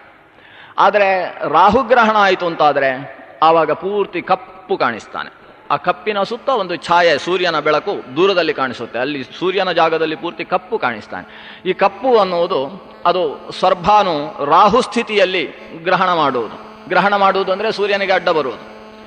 ಕೆಂಚು ಅಂದರೆ ಅದು ಸ್ವರ್ಭಾನು ಕೇತು ಸ್ಥಿತಿಯಲ್ಲಿ ಸೂರ್ಯನಿಗೆ ಅಡ್ಡ ಬರುವುದು, ಅಂದರೆ ಮತ್ತೊಂದು ರಾಶಿಯ ಸಮಾನ ದೂರದ ಜಾಗದಲ್ಲಿ ಸೂರ್ಯನ ಗತಿಗೆ ಅಡ್ಡ ಬರುವುದು. ಇದು ಸೂರ್ಯನಿಗೆ ಅಡ್ಡ ಬಂದ ಹಾಗೆ ಚಂದ್ರನಿಗೂ ಅಡ್ಡ ಬರ್ಬೋದು. ಚಂದ್ರನಿಗೆ ಅಡ್ಡ ಬಂದರೆ ಚಂದ್ರಗ್ರಹಣ, ಸೂರ್ಯನಿಗೆ ಅಡ್ಡ ಬಂದರೆ ಸೂರ್ಯಗ್ರಹಣ. ಹೀಗೆ ಸೂರ್ಯಗ್ರಹಣ ಚಂದ್ರಗ್ರಹಣಗಳು ಸ್ವರ್ಭಾನು ಅನ್ನುವ ಗ್ರಹದ ಮೂಲಕವಾಗಿ ನಡೆಯುತ್ತೆ. ಯಾವಾಗ ಸ್ವರ್ಭಾನುವಿನ ಗ್ರಹಣ ಸೂರ್ಯ ಚಂದ್ರರಿಗೆ ನಡೆಯುತ್ತೋ ಆ ಕಾಲ ಮನುಷ್ಯರಿಗೆ ಪರಮ ಪವಿತ್ರವಾದ ಕಾಲ ಅಂತೇಳಿ. ಇದು ಮನುಷ್ಯರಿಗೆ ಅನ್ನೋ ಶಬ್ದ ಇದೆ. ಅಂದರೆ ಉಳಿದ ಪ್ರಾಣಿಗಳಿಗೆ ಏನೂ ಗೊತ್ತಾಗೋದಿಲ್ಲ, ಹಗಲು ಒಂದೇ ರಾತ್ರಿ ಒಂದೇ ಹೇಗಿದ್ರೂ ಸರಿ. ಆದರೆ ಮನುಷ್ಯ ತನ್ನ ಮನುಶಕ್ತಿಯಿಂದ, ತನ್ನ ವಿವೇಚನಾ ಶಕ್ತಿಯಿಂದ ತಾನು ಆಧ್ಯಾತ್ಮ ಸಾಧನೆಯನ್ನು ಮಾಡಿಕೊಳ್ಳತಕ್ಕಂತಹ ಪ್ರಾಣಿ. ಆದ್ದರಿಂದ ಅವನಿಗೆ ಎಚ್ಚರದ ಮಾತುಗಳನ್ನು ಹೇಳ್ತಾರೆ. ಯಾವಾಗ ಸೂರ್ಯ ಚಂದ್ರರ ಗ್ರಹಣವಾಗುತ್ತೆ ಆವಾಗ ಸೂರ್ಯ ಎಷ್ಟು ಗ್ರಹಣ ಆಯಿತು ಅಂತೇಳಿ ಸೆಗಣಿ ನೀರಲ್ಲೋ ಅಥವಾ ಯಾವುದೋ ಒಂದು ವಿಜ್ಞಾನದ ತಂತ್ರದ ಕೋಣೆಯಲ್ಲೋ ನಿಂತು ಸೂರ್ಯನನ್ನು ಚಂದ್ರನನ್ನು ನೋಡುವುದಕ್ಕೆ ಪ್ರಯತ್ನಿಸಬೇಡಿ, ವ್ಯರ್ಥ ಕಾಲಹರಣ ಮಾಡಬೇಡಿ. ಅದು ಅತ್ಯಂತ ಪವಿತ್ರವಾದ ಪರ್ವಕಾಲ ಅಂತ ಹೇಳುತ್ತೆ. ಯಾಕಂದರೆ ಪರ್ವಕಾಲ ಅಂದರೆ ಉಳಿದ ಕಾಲದಲ್ಲಿ ಪುಣ್ಯ ಸಂಚಯ ಮಾಡುವುದಕ್ಕೆ ಎಷ್ಟು ಕಷ್ಟಪಟ್ಟಿದ್ದೇವೋ ಅದಕ್ಕಿಂತ 100 ಪಟ್ಟು ಕಡಿಮೆ ಕಷ್ಟದಿಂದ ಹೆಚ್ಚು ಪುಣ್ಯವನ್ನು ಸಂಪಾದಿಸಬಹುದಾದಂತಹ ಪರಮ ಪವಿತ್ರ ಕಾಲಕ್ಕೆ ಪರ್ವಕಾಲ ಅಂತ ಹೆಸರು. ಹಿಂದಿನ ಕಾಲದಲ್ಲಿ ಒಂದು ಗ್ರಹಣ, ಈಗ ಇಲ್ಲಿ ಕರ್ನಾಟಕದಲ್ಲಿ ಗ್ರಹಣ ಕಾಣಿಸುವುದಿಲ್ಲ, ಮೇಲೆ ಉತ್ತರ ಪ್ರದೇಶದಲ್ಲಿ ಗ್ರಹಣ ಕಾಣಿಸುತ್ತೆ ಅಂತ ಒಂದು ಸ್ಥಿತಿ ಇದೆ ಅಂದ್ಕೊಳ್ಳಿ. ಆಗ ಕರ್ನಾಟಕದಲ್ಲಿ ಗ್ರಹಣವೇ ಇಲ್ಲ, ಉತ್ತರ ಪ್ರದೇಶದಲ್ಲಿ ಗ್ರಹಣ ಪುಣ್ಯಕಾಲ ಸಿಗ್ತದೆ. ಆವಾಗ ಋಷಿಮುನಿಗಳು ಕರ್ನಾಟಕದಿಂದ 4 ತಿಂಗಳ ಹಿಂದೆ ಹೊರಡ್ತಾ ಇದ್ರು. ಯಾಕೆಂದರೆ ಇನ್ನು 4 ತಿಂಗಳು ಕಳೆದು ಗ್ರಹಣ ಇದೆ ಅಂತ. ಎಲ್ಲಿ? ಉತ್ತರ ಪ್ರದೇಶದಲ್ಲಿ ಗಂಗಾ ತೀರದಲ್ಲಿ. ಗಂಗಾ ತೀರದಲ್ಲಿರುವ ಗ್ರಹಣಕ್ಕೋಸ್ಕರ ಇಲ್ಲಿಂದ ಯಾತ್ರೆ ಶುರು. ಪೇಜಾವರ ಶ್ರೀಗಳವರು ಬದ್ರಿಯಲ್ಲಿ ಮಧ್ವ ಪ್ರತಿಷ್ಠೆ ಮಾಡ್ತಾರೆ ಅಂತ ಆದರೆ ಅದಕ್ಕಿಂತ 10 ದಿವಸ ಮುಂದೆ ಯಾತ್ರೆ ಶುರು ಮಾಡುವುದಿಲ್ವೋ? ಅಲ್ಲಿ ಭಾರಿ ಜನ ಸೇರ್ತಾರೆ, ನಾವು ಸೇರಿ ಒಂದು ಪುಣ್ಯ ಸಂಪಾದನೆ ಮಾಡೋಣ ಅಂತ. ಹಾಗೇನೆ ಗ್ರಹಣ ಅಲ್ಲಿ ನಡೆಯುತ್ತೆ ಅಂತಾದರೆ ಬಸ್ಸು ಟ್ರೈನ್ ಯಾನ ಇರಲಿಲ್ಲ, ನಡ್ಕೊಂಡು ಹೋಗತಕ್ಕಂತಹ ಕಾಲಸ್ಥಿತಿ. ಋಷಿಮುನಿಗಳು 4-5 ತಿಂಗಳು ಮುಂಚೆ ಆ ಕಾಲಕ್ಕೆ ಸರಿಯಾಗಿ ಅಲ್ಲಿರಬೇಕು ಅಂತೇಳಿ ಹೊರಡ್ತಾ ಇದ್ರು. ಹೊರಟು ಅಲ್ಲಿ ಗ್ರಹಣ ಕಾಲ ಎಷ್ಟು, 1 ಗಂಟೆಯೋ 2 ಗಂಟೆಯೋ ಅಷ್ಟು ಹೊತ್ತು ಅಲ್ಲಿ ಇದ್ದು ಗಂಗಾ ಸ್ನಾನ, ಗ್ರಹಣ ಪ್ರಾರಂಭ ಆಗುವ ಹೊತ್ತಿಗೆ ಒಂದು ಸ್ನಾನ, ಅದರ ಮಧ್ಯದಲ್ಲಿ ನಾನಾ ವಿಧದ ಅನುಷ್ಠಾನಗಳು, ತರ್ಪಣಾದಿಗಳು, ದಾನಗಳು, ಕೊನೆಯಲ್ಲಿ ಮತ್ತೊಂದು ಸ್ನಾನ. ನಾನಾ ಅನುಷ್ಠಾನ ಏನು ಮಧ್ಯದಲ್ಲಿ ನಡೆಯುತ್ತೆ ಅದು ವಿಶಿಷ್ಟವಾದ ಪುಣ್ಯ ಸಂಪಾದನೆಯನ್ನು ಮಾಡತಕ್ಕಂತಹ ಕೆಲಸ. ಇದನ್ನು ಅಲ್ಲಿ ಮುಗಿಸಿ ಎಷ್ಟು, 1 ಗಂಟೆಯೋ 2 ಗಂಟೆಯೋ ಪರ್ವಕಾಲ ಅಷ್ಟು ಮಾಡಿ ಮತ್ತೆ ಹೊರಟು ಬರ್ತಾ ಇದ್ರಿ. ಇವರಿಗೆ ಹೋಗುವುದಕ್ಕೆ 5 ತಿಂಗಳು, ಬರುವುದಕ್ಕೆ 5 ತಿಂಗಳು. ಏತಕ್ಕೋಸ್ಕರ ಅಂದರೆ ಅಲ್ಲಿ ಸಿಗುವ 2 ಗಂಟೆಗೋಸ್ಕರ. 2 ಗಂಟೆಗೋಸ್ಕರ ಇಷ್ಟು ಸಮಯ ಯಾಕೆ ತಗೊಂಡ್ರು ಅಂದರೆ ಇಲ್ಲಿ 1-2 ವರ್ಷಗಳಲ್ಲಿ ಏನು ನಾವು ಸಂಪಾದನೆ ಮಾಡ್ಬೋದು ಆಧ್ಯಾತ್ಮ ಶಕ್ತಿಯನ್ನು, ಅದನ್ನು ಅಲ್ಲಿ 2 ಗಂಟೆಯಲ್ಲಿ ಸಂಪಾದನೆ ಮಾಡ್ಬೋದು. ಆದ್ರಿಂದ ಹೋಗಿ ಬರುವುದಕ್ಕೆ 10 ತಿಂಗಳು ಹಿಡೀಲಿ, 1 ವರ್ಷ ಹಿಡೀಲಿ, ಆದರೆ 1 ವರ್ಷದಷ್ಟು ಹೆಚ್ಚಿನ ಸಾಧನೆ ಅಲ್ಲಿ ನಡೀತಲ್ಲ ಅನ್ನೋ ದೃಷ್ಟಿಕೋನ ಋಷಿಮುನಿಗಳಲ್ಲಿ ಪ್ರಾಚೀನ ಕಾಲದಲ್ಲಿ ಇತ್ತು. ಎಷ್ಟು ಆ ಗ್ರಹಣ ಕಾಲದ ಪುಣ್ಯಕಾಲಕ್ಕೆ ಮಹತ್ವ ಕೊಡ್ತಾರೆ ಅಂದರೆ, ಈಗ ಆಶೌಚ ಯಾರಾದರೂ ನಮ್ಮ ಸಪಿಂಡರಲ್ಲಿ ತೀರಾ ಹತ್ತಿರದ ವ್ಯಕ್ತಿಗಳು ತೀರಿಕೊಂಡ್ರು ಅಂತಾದರೆ ನಮಗೆ 10 ದಿವಸದ ಆಶೌಚ ಇದೆ. ಅಮೆ ಸೂತಕ ಅಂತ ಕರೀತಾರೆ. ಮಗು ಹುಟ್ಟಿತು ಅಂತಾದರೆ ಆವಾಗ 10 ದಿವಸದ ವೃದ್ಧಿ ಅಥವಾ ಅಮೆ, ಹೀಗೆ ಜಾತಾಶೌಚ ಮೃತಾಶೌಚಗಳಿದ್ದಾವೆ. ಗ್ರಹಣ ಕಾಲ ಎಲ್ಲಿಯಾದರೂ ಆ ಆಶೌಚದ ಮಧ್ಯದಲ್ಲಿ ಬಂತು ಅಂತಾದರೆ ಈ ವ್ಯಕ್ತಿಗೆ ಅಷ್ಟು ಪುಣ್ಯಕಾಲ ತಪ್ಪಿ ಹೋಗುತ್ತಲ್ಲ, ಅದಕ್ಕೆ ಧರ್ಮಶಾಸ್ತ್ರ ಒಂದು ವಿಶೇಷವಾದ ಅವಕಾಶವನ್ನು ಕೊಟ್ಟಿದೆ. ಆಶೌಚ ಇದ್ರೂ ಕೂಡ ಗ್ರಹಣ ಕಾಲದಲ್ಲಿ ಅವನಿಗೆ ಆಶೌಚ ಇಲ್ಲ ಅಂತ. ಗ್ರಹಣ ಶುರುವಾಗಿ ಗ್ರಹಣ ಮುಗಿಯುವಲ್ಲಿಯ ತನಕ ಅದು ಸ್ವತಃ ತನ್ನ ಪಿತೃಪಾದರೇ ತೀರಿಕೊಂಡಿರಲಿ, ತನ್ನ ತಂದೆಯೇ ತೀರಿಕೊಂಡಿದ್ದರೂ ಕೂಡ ಗ್ರಹಣ ಶುರುವಾಗಿ ಮುಗಿಯುವಲ್ಲಿಯ ತನಕ ಅವ ಶುದ್ಧ. ಎಷ್ಟು ಬೇಕಾದರೂ ಸಂಧ್ಯಾನುಷ್ಠಾನ ಜಪಾನುಷ್ಠಾನಗಳನ್ನು ನಡೆಸಿಕೊಳ್ಬೋದು. ಸೂತಕೆ ಮೃತಕೆ ಚೈವ ನದೋಷೋ ರಾಹುದರ್ಶನೆ ತಾವದೇವ ಭವೇಚ್ಛುದ್ಧಿ ಯಾವನು ಮುಕ್ತಿರ್ನ ದೃಶ್ಯತೆ. ಆ ಸೂರ್ಯ ಆ ಗ್ರಹಣ ಮುಗಿಯುವಲ್ಲಿಯ ತನಕ ಅವನಿಗೆ ಪರಮಶುದ್ಧಿ. ಆ ಕಾಲದಲ್ಲಿ ಅವ ಎಷ್ಟು ಬೇಕಾದರೂ ಅನುಷ್ಠಾನಗಳನ್ನು ಮಾಡಬಹುದು. ಅಂದರೆ ಗ್ರಹಣ ಕಾಲದಲ್ಲಿ ಒಂದು ವಿಶಿಷ್ಟವಾದ ಆಶೌಚ ಇದೆ. ಆ ಆಶೌಚ ಅನುಷ್ಠಾನಕ್ಕೆ ಪ್ರತಿಬಂಧಕ ಅಲ್ಲ, ಅನುಷ್ಠಾನಕ್ಕೆ ಬೇಕಾದದ್ದು. ಗ್ರಹಣ ಮುಗಿದ ಮೇಲೆ ಸ್ನಾನ ಮಾಡಬೇಕು. ಸ್ನಾನ ಮಾಡಿದರೆ ಆ ಆಶೌಚ ಹೋಯಿತು. ಈ ಆಶೌಚದ ಮಧ್ಯದಲ್ಲಿ ಯಾವ ಆಶೌಚವೂ ಆತನಲ್ಲಿ ನಿಲ್ಲುವುದಿಲ್ಲ. ರಜಸ್ವಲೆಯಾದ ಸ್ತ್ರೀಯೂ ಕೂಡ ಗ್ರಹಣ ಕಾಲದಲ್ಲಿ ಸ್ನಾನವನ್ನು ಮಾಡಿ ನಾಮಾಧಿಕಾರಿಯಾಗಿರ್ತಾಳೆ. ಅವಳು ನಾನಾ ರೀತಿಯ ನಾಮಗಳನ್ನು, ದೇವರ ನಾಮಗಳನ್ನು ಹೇಳಿಕೊಳ್ಳಬೇಕು ಅನ್ನೋ ವಿಧಿಗಳಿದ್ದಾವೆ. ಆಕೆಗೂ ಸ್ನಾನದ ವಿಧಿ ಆ ಕಾಲದಲ್ಲಿ ವಿಹಿತವಾಗಿದೆ. ಗ್ರಹಣ ಮುಗಿದು ಕೊನೆಯ ಸ್ನಾನವನ್ನು ಆತ ಮಾಡಲಿಲ್ಲ ಅಂತಾದರೆ ಅವನು ಮತ್ತೊಂದು ಗ್ರಹಣ ಬರುವಲ್ಲಿಯ ತನಕ ಅವನು ಆಶೌಚದಲ್ಲಿರ್ತಾನೆ. 4 ಜನರ ಮಧ್ಯದಲ್ಲಿ ಭೋಜನ ಮಾಡಿದರೆ ಉಳಿದವರೆದ್ದು ಸ್ನಾನ ಮಾಡಿ ಬರಬೇಕು ಅಂತ ಇಷ್ಟು ಆದೇಶಗಳನ್ನು ಧರ್ಮಶಾಸ್ತ್ರಗಳು ಕೊಳ್ತಾವೆ. ಅದರ ಕೆಲವು ವಿಷಯಗಳು ಇಲ್ಲಿ ಸಂಪ್ರಾಪ್ತವಾಗಿದ್ದಾವೆ. ಇದಾದ ಮೇಲೆ ಮತ್ತೆ ಕಾಲದ ಬಗ್ಗೆ ನಿರೂಪಣೆ ಶುರುವಾಗ್ತದೆ. ಸ್ವಲ್ಪ ಬೋರ್ ಅಂತ ಅನಿಸ್ಬೋದು, ಆದಷ್ಟು ಬೇಗ ಮುಗಿಸಿಬಿಡ್ತೇನೆ ಆ ಕಾಲದ್ದು. ಯಾಕಂದರೆ ಕೇಳುವುದರಿಂದ ವಿಶೇಷ ಪುಣ್ಯ ಇದೆ ಅಂತ ಅವ್ರು ಹೇಳ್ತಾರೆ. ಇದನ್ನು ಯಾರು ಕೇಳ್ತಾರೋ ಅವರು 100 ವರ್ಷ ಬದುಕ್ತಾರೆ ಅಂತಿದೆ. ಆದ್ದರಿಂದ ಅಷ್ಟು ಸುಲಭದ ಫಲವನ್ನು ಬಿಟ್ಬಿಡುದು ಯಾಕೆ? 100 ವರ್ಷ ಬದುಕಿದ ಫಲ ಆದರೂ ಒಂದು ಸಿಗಬಹುದಲ್ಲ, ಅಷ್ಟು ಆ ಕಾಲದ ನಿರ್ದೇಶನ ಮಾಡ್ತಾರೆ. ಒಬ್ಬರು ವೈಶಂಪಾಯನರಲ್ಲಿ ಪ್ರಶ್ನೆ ಮಾಡಿದ ವಿಷಯ ಬಹಳ ದೊಡ್ಡದಾಗಿ, ಕಾಲದ ಬಗ್ಗೆ ವಿವರಣೆಯನ್ನು ಕೊಡಿ. ಹಿಂದೆ ಕೃತಯುಗ ಮತ್ತು ತ್ರೇತಾಯುಗದಲ್ಲಿ ಹೇಗೆ ಧರ್ಮ ಇರ್ತದೆ ಅನ್ನೋದರ ನಿರೂಪಣೆ ಆಗಿತ್ತು. ಆದರೆ ದ್ವಾಪರ ಮತ್ತು ಕಲಿಯಲ್ಲಿ ಹೇಗೆ ಧರ್ಮ ಅನ್ನೋದರ ನಿರೂಪಣೆ ಹಿಂದೆ ಬಂದಿರಲಿಲ್ಲ. ಅದರ ವಿವರಣೆಯನ್ನು ಕೊಡುವುದಕ್ಕೋಸ್ಕರ ಈ ಕಥೆ ಶುರುವಾಗಿದೆ. ಕಾಲ ಹೇಗೆ ಲೆಕ್ಕ ಹಾಕುವುದು ಅಂತೇಳಿದರೆ, ಶುರು ಮಾಡುವುದು ಈ ಕಣ್ಣು ಮುಚ್ಚುವುದರಿಂದ ಶುರು ಮಾಡುವುದು. ಭಾರಿ ಶಕ್ತಿಶಾಲಿಯಾದ ವ್ಯಕ್ತಿ ಅವಸರದಲ್ಲಿ ಕಣ್ಣು ಮುಚ್ಚಿ ತೆಗೆದ ಅಂತಾದರೆ 15 ಸಲ ಕಣ್ಣು ಮುಚ್ಚಿ ತೆಗೆಯುವುದಕ್ಕೆ ಎಷ್ಟು ಹೊತ್ತು ಬೇಕೋ ಅಷ್ಟಕ್ಕೆ ಒಂದು ಕಾಷ್ಠ ಅಂತ ಹೆಸರು. ಸ್ವಲ್ಪ ಯುವಕ ಆಗಿರಬೇಕು, ಪರಾಕ್ರಮಿಯಾದ ವ್ಯಕ್ತಿ ಆಗಿರಬೇಕು. ಅಂಥ ವ್ಯಕ್ತಿ ಅವಸರದಲ್ಲಿ ಕಣ್ಣು ಮುಚ್ಚಬೇಕು ತೆಗಿಬೇಕು ವಿನಃ ಮನುಷ್ಯ ಕಣ್ಣು ಮುಚ್ಚಿ ತೆಗೆಯುವ ಹಾಗೆ ಸಂದರ್ಭವಶಾತ್ ಕಣ್ಣು ಮುಚ್ಚಿ ತೆಗೆಯುವುದು ಅಲ್ಲ. ಆ ರೀತಿ ತೆಗೆಯುವುದಕ್ಕೆ ಎಷ್ಟು ಹೊತ್ತು ಬೇಕಾಗ್ತದೋ ಅದಕ್ಕೆ ಒಂದು ಕಾಷ್ಠ ಅಂತ ಹೆಸರು. ಇಂಥ ಕಾಷ್ಠಗಳು 30 ಸೇರಿದರೆ ಅದಕ್ಕೆ ಒಂದು ಕಲೆ ಅಂತ ಹೆಸರು. ಇಂತಹ ಕಲೆಗಳು 30 ಸೇರಿದರೆ ಅದಕ್ಕೆ ಒಂದು ಮುಹೂರ್ತ ಅಂತ ಹೆಸರು. ಇಂಥ ಮುಹೂರ್ತಗಳು 30 ಸೇರಿದರೆ ಅದಕ್ಕೆ ಒಂದು ದಿವಸ ಅಂತ ಹೆಸರು. ಇಷ್ಟು ನಮ್ಗೆ ಗೊತ್ತಿದೆ. ಒಂದು ದಿವಸ ಗೊತ್ತಿದೆ. ಅಲ್ಲಿಂದ ಆಮೇಲೆ ಹಿಂದಕ್ಕೆ ಬರೋಣ. ಹಾಗಾದರೆ ಒಂದು ದಿವಸ ಅಂದರೆ ಎಷ್ಟು? 30 ಮುಹೂರ್ತ. ಹಾಗಾದರೆ ಲೆಕ್ಕ ಹಾಕಿ. ಒಂದು ದಿವಸ ಅಂದರೆ 24 ಗಂಟೆ, 30 ಮುಹೂರ್ತ ಅಂದರೆ 24 ಗಂಟೆ. ಒಂದು ಮುಹೂರ್ತ ಅಂದರೆ ಎಷ್ಟಾಯಿತು? 48 ನಿಮಿಷ ಆಯಿತು. 48 ಗುಣಿಸು 24 ಅಂದರೆ ಅದು ಒಂದು ದಿವಸಕ್ಕೆ ಬರತಕ್ಕಂಥ ನಿಮಿಷ ಆಗ್ತದೆ. 48 ನಿಮಿಷ ಒಂದು ಮುಹೂರ್ತ ಅಂದರೆ. ಒಂದು ಮುಹೂರ್ತ ಅಂದರೆ ಎಷ್ಟು? 30 ಕಲೆ. ಹಾಗಾದರೆ ಒಂದು ಕಲೆ ಅಂದರೆ ಎಷ್ಟಿರಬೇಕು ಅಂತ ಲೆಕ್ಕ ಹಾಕಬೇಕು. ಅದು 1.5 ನಿಮಿಷಕ್ಕಿಂತ ಸ್ವಲ್ಪ ಜಾಸ್ತಿ ಆಗ್ತದೆ. 98 ನಿಮಿಷ ಆಗ್ತದೆ. ಅಂದರೆ 98 ನಿಮಿಷ ಅಂದರೆ ಒಂದು ಕಲೆ. ಒಂದು ಕಲೆ ಅಂದರೆ ಎಷ್ಟು? 30 ಕಾಷ್ಠ. ಹಾಗಾದರೆ ಒಂದು ಕಾಷ್ಠ ಅಂದರೆ ಎಷ್ಟು ಅಂತ ಲೆಕ್ಕ ಹಾಕಿ. 98 ನಿಮಿಷ ಅದು ಒಂದು, ಅದರಲ್ಲಿ 30 ಕಾಷ್ಠ ಸೇರಿದೆ ಅಂತಾದರೆ ಒಂದು ಕಾಷ್ಠ ಎಷ್ಟಾಗಿರಬೇಕು? ಸೆಕೆಂಡುಗಳಲ್ಲಿ ಬರ್ತದೆ. ಲೆಕ್ಕ ಹಾಕಿದರೆ ಅದು 3.25 ಸೆಕೆಂಡು ಬರುತ್ತೆ. ಆದರೆ 3.25 ಸೆಕೆಂಡು ಅಂದರೆ ಒಂದು ಕಾಷ್ಠ. ಒಂದು ಕಾಷ್ಠ ಅಂದರೆ ಎಷ್ಟು? 15 ಸಲ ನಿಮೇಷ. ಅಂದರೆ 3/4 ಸೆಕೆಂಡಿನಲ್ಲಿ 15 ಸಲ ಕಣ್ಣು ಮುಚ್ಚಿ ತೆಗೆಯುವುದಕ್ಕೆ ಆಗುತ್ತೆ. ಮನೆಗೆ ಹೋಗಿ ವಾಚ್ ಇಟ್ಟುಕೊಂಡು ಪ್ರಯತ್ನ ಪಡ್ಬೋದು ನೀವು. ಅಷ್ಟು ಆಯಿತು ಅಂದರೆ ನೀವು ಪರಾಕ್ರಮಿಯಾದ ಯುವಕರಾದ ವ್ಯಕ್ತಿ. ಅಷ್ಟು ಆಗೋಲ್ಲ ಅಂದರೆ ಅದಿಲ್ಲ ನಿಮ್ಮ ಹತ್ರ ಅಂತ ತೀರ್ಮಾನಿಸಿಕೊಳ್ಬೇಕು. ಅಷ್ಟು 3/4 ಸೆಕೆಂಡಲ್ಲಿ 15 ಸಲ ಕಣ್ಣು ಮುಚ್ಚಿ ತೆಗಿಬೇಕು. ಇದು ಮತ್ತೆ 30 ಸೇರಿಸಬೇಕು. ಇಂತಹ ಕಾಷ್ಠಗಳು 30 ಸೇರಬೇಕು, ಕಲೆಗಳಾಗಬೇಕು, ಕಲೆಗಳು 30 ಸೇರಬೇಕು, ಮುಹೂರ್ತಗಳಾಗಬೇಕು, ಮುಹೂರ್ತಗಳು 30 ಸೇರಬೇಕು. ಆಗ ಅದು ಒಂದು ದಿವಸ ಅಂತ ಆಗುತ್ತೆ. ಇಂತಹ ದಿವಸಗಳು 30 ಸೇರಿದರೆ ಅದು ಒಂದು ಮಾಸ ಅಂತ ಆಯಿತು. ಈ ಮಾಸ ಅದು ಪಿತೃದೇವತೆಗಳ ಒಂದು ದಿನ ಅಂತ ಕರೆಸಿಕೊಳ್ಳುತ್ತೆ. ನಮ್ಮ 30 ದಿವಸ ಅದು ಪಿತೃದೇವತೆಗಳಿಗೆ ಒಂದು ದಿವಸ ಅಂತ ಕರೆಸಿಕೊಳ್ಳುತ್ತೆ. ಇಂತಹ ಮಾಸಗಳು 12 ಸೇರಿದರೆ ಅದು ಒಂದು ಸಂವತ್ಸರ ಅಥವಾ ಒಂದು ವರ್ಷ ಅಂತ ಆಯಿತು. ಇಂತಹ ನಮ್ಮ ಒಂದು ವರ್ಷ ಅದು ದೇವತೆಗಳಿಗೆ ಒಂದು ದಿನ ಅಂತ ಕರೆಸಿಕೊಳ್ಳುತ್ತೆ. ಹಾಗಾದರೆ ನಮ್ಮ ಒಂದು ಮಾಸ ಅದು ಪಿತೃಗಳಿಗೆ ಒಂದು ದಿನ, ಕೃಷ್ಣ ಪಕ್ಷ ಹಗಲು, ಶುಕ್ಲ ಪಕ್ಷ ರಾತ್ರಿ. ನಮ್ಮ ವರ್ಷ ಅದು ದೇವತೆಗಳಿಗೆ ಒಂದು ದಿನ, ಅದರಲ್ಲಿ ಉತ್ತರಾಯಣ ಹಗಲು, ದಕ್ಷಿಣ